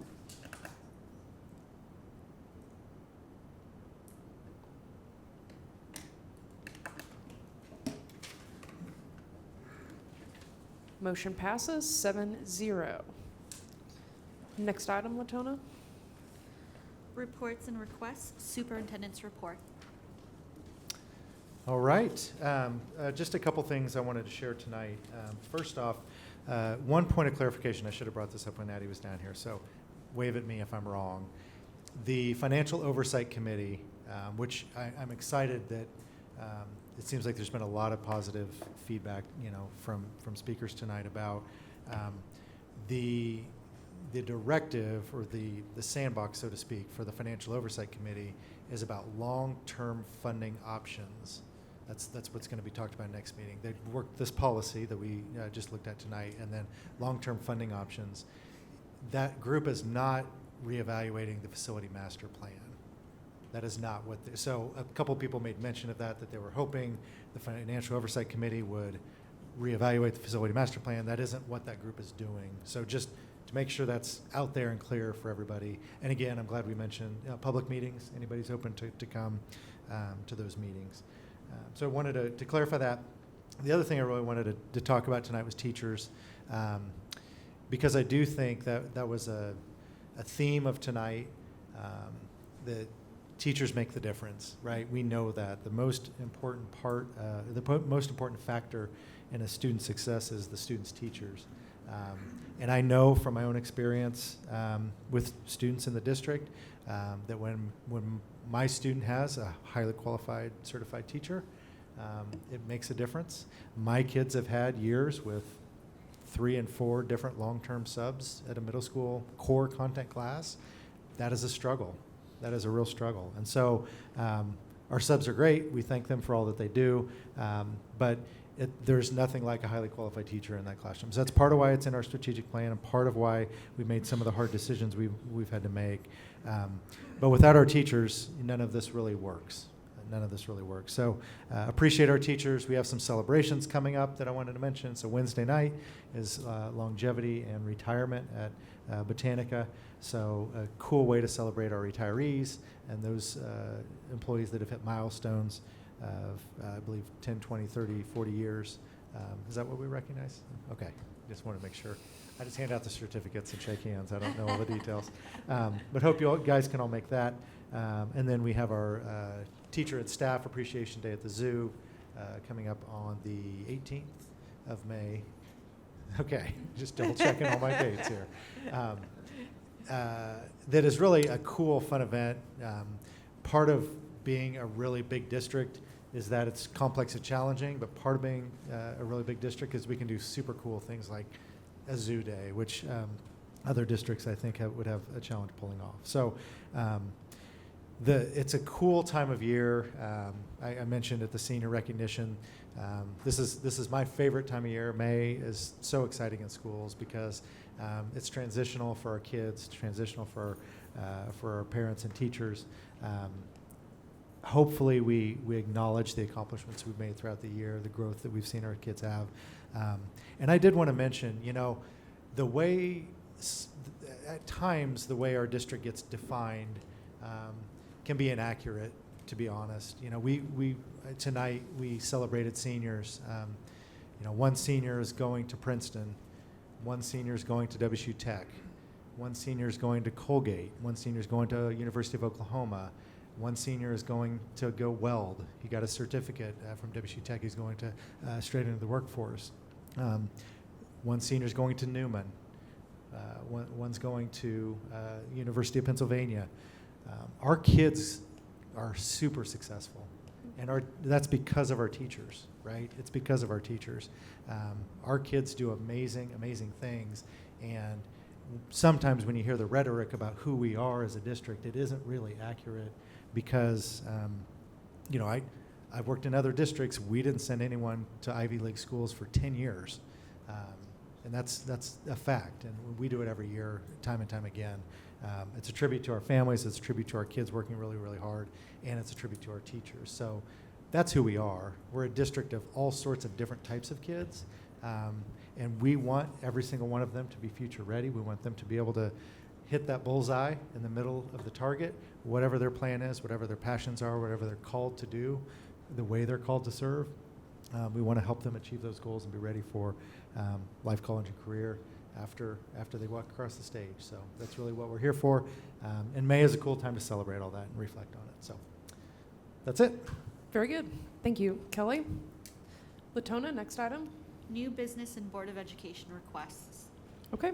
Are there any new business or Board of Education requests this evening? I guess I have Ron? two, if that's okay. Yeah, so the first one, correct me if I'm wrong, we had about 190 members of the community apply for the Financial Oversight Committee. I think it'd be really cool, for the folks that didn't get picked, again, just to reiterate, how can we get them involved in our other committees, but even more broadly, like involved in our schools, their neighborhood schools, involved in our district. So, working on a plan for that. And then the second Board of Education request, I think just going back to the AI policy, having a broader digital literacy / digital citizenship / digital well-being policy as like an umbrella for that. So. Your All right. first request we're already working on, but yeah, if you document the second one, that'd be great. Okay, thank you, Knock. Anything else? Okay, seeing no further requests, Latona, next item. Adjournment? Do I have a motion to adjourn? Move to adjourn. I'll second. Motion made by Melody, seconded by Diane.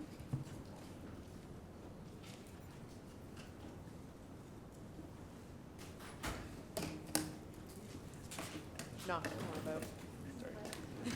It's all right. The rest of us want to. Motion passes 7-0. The Board of Education meeting is adjourned this evening.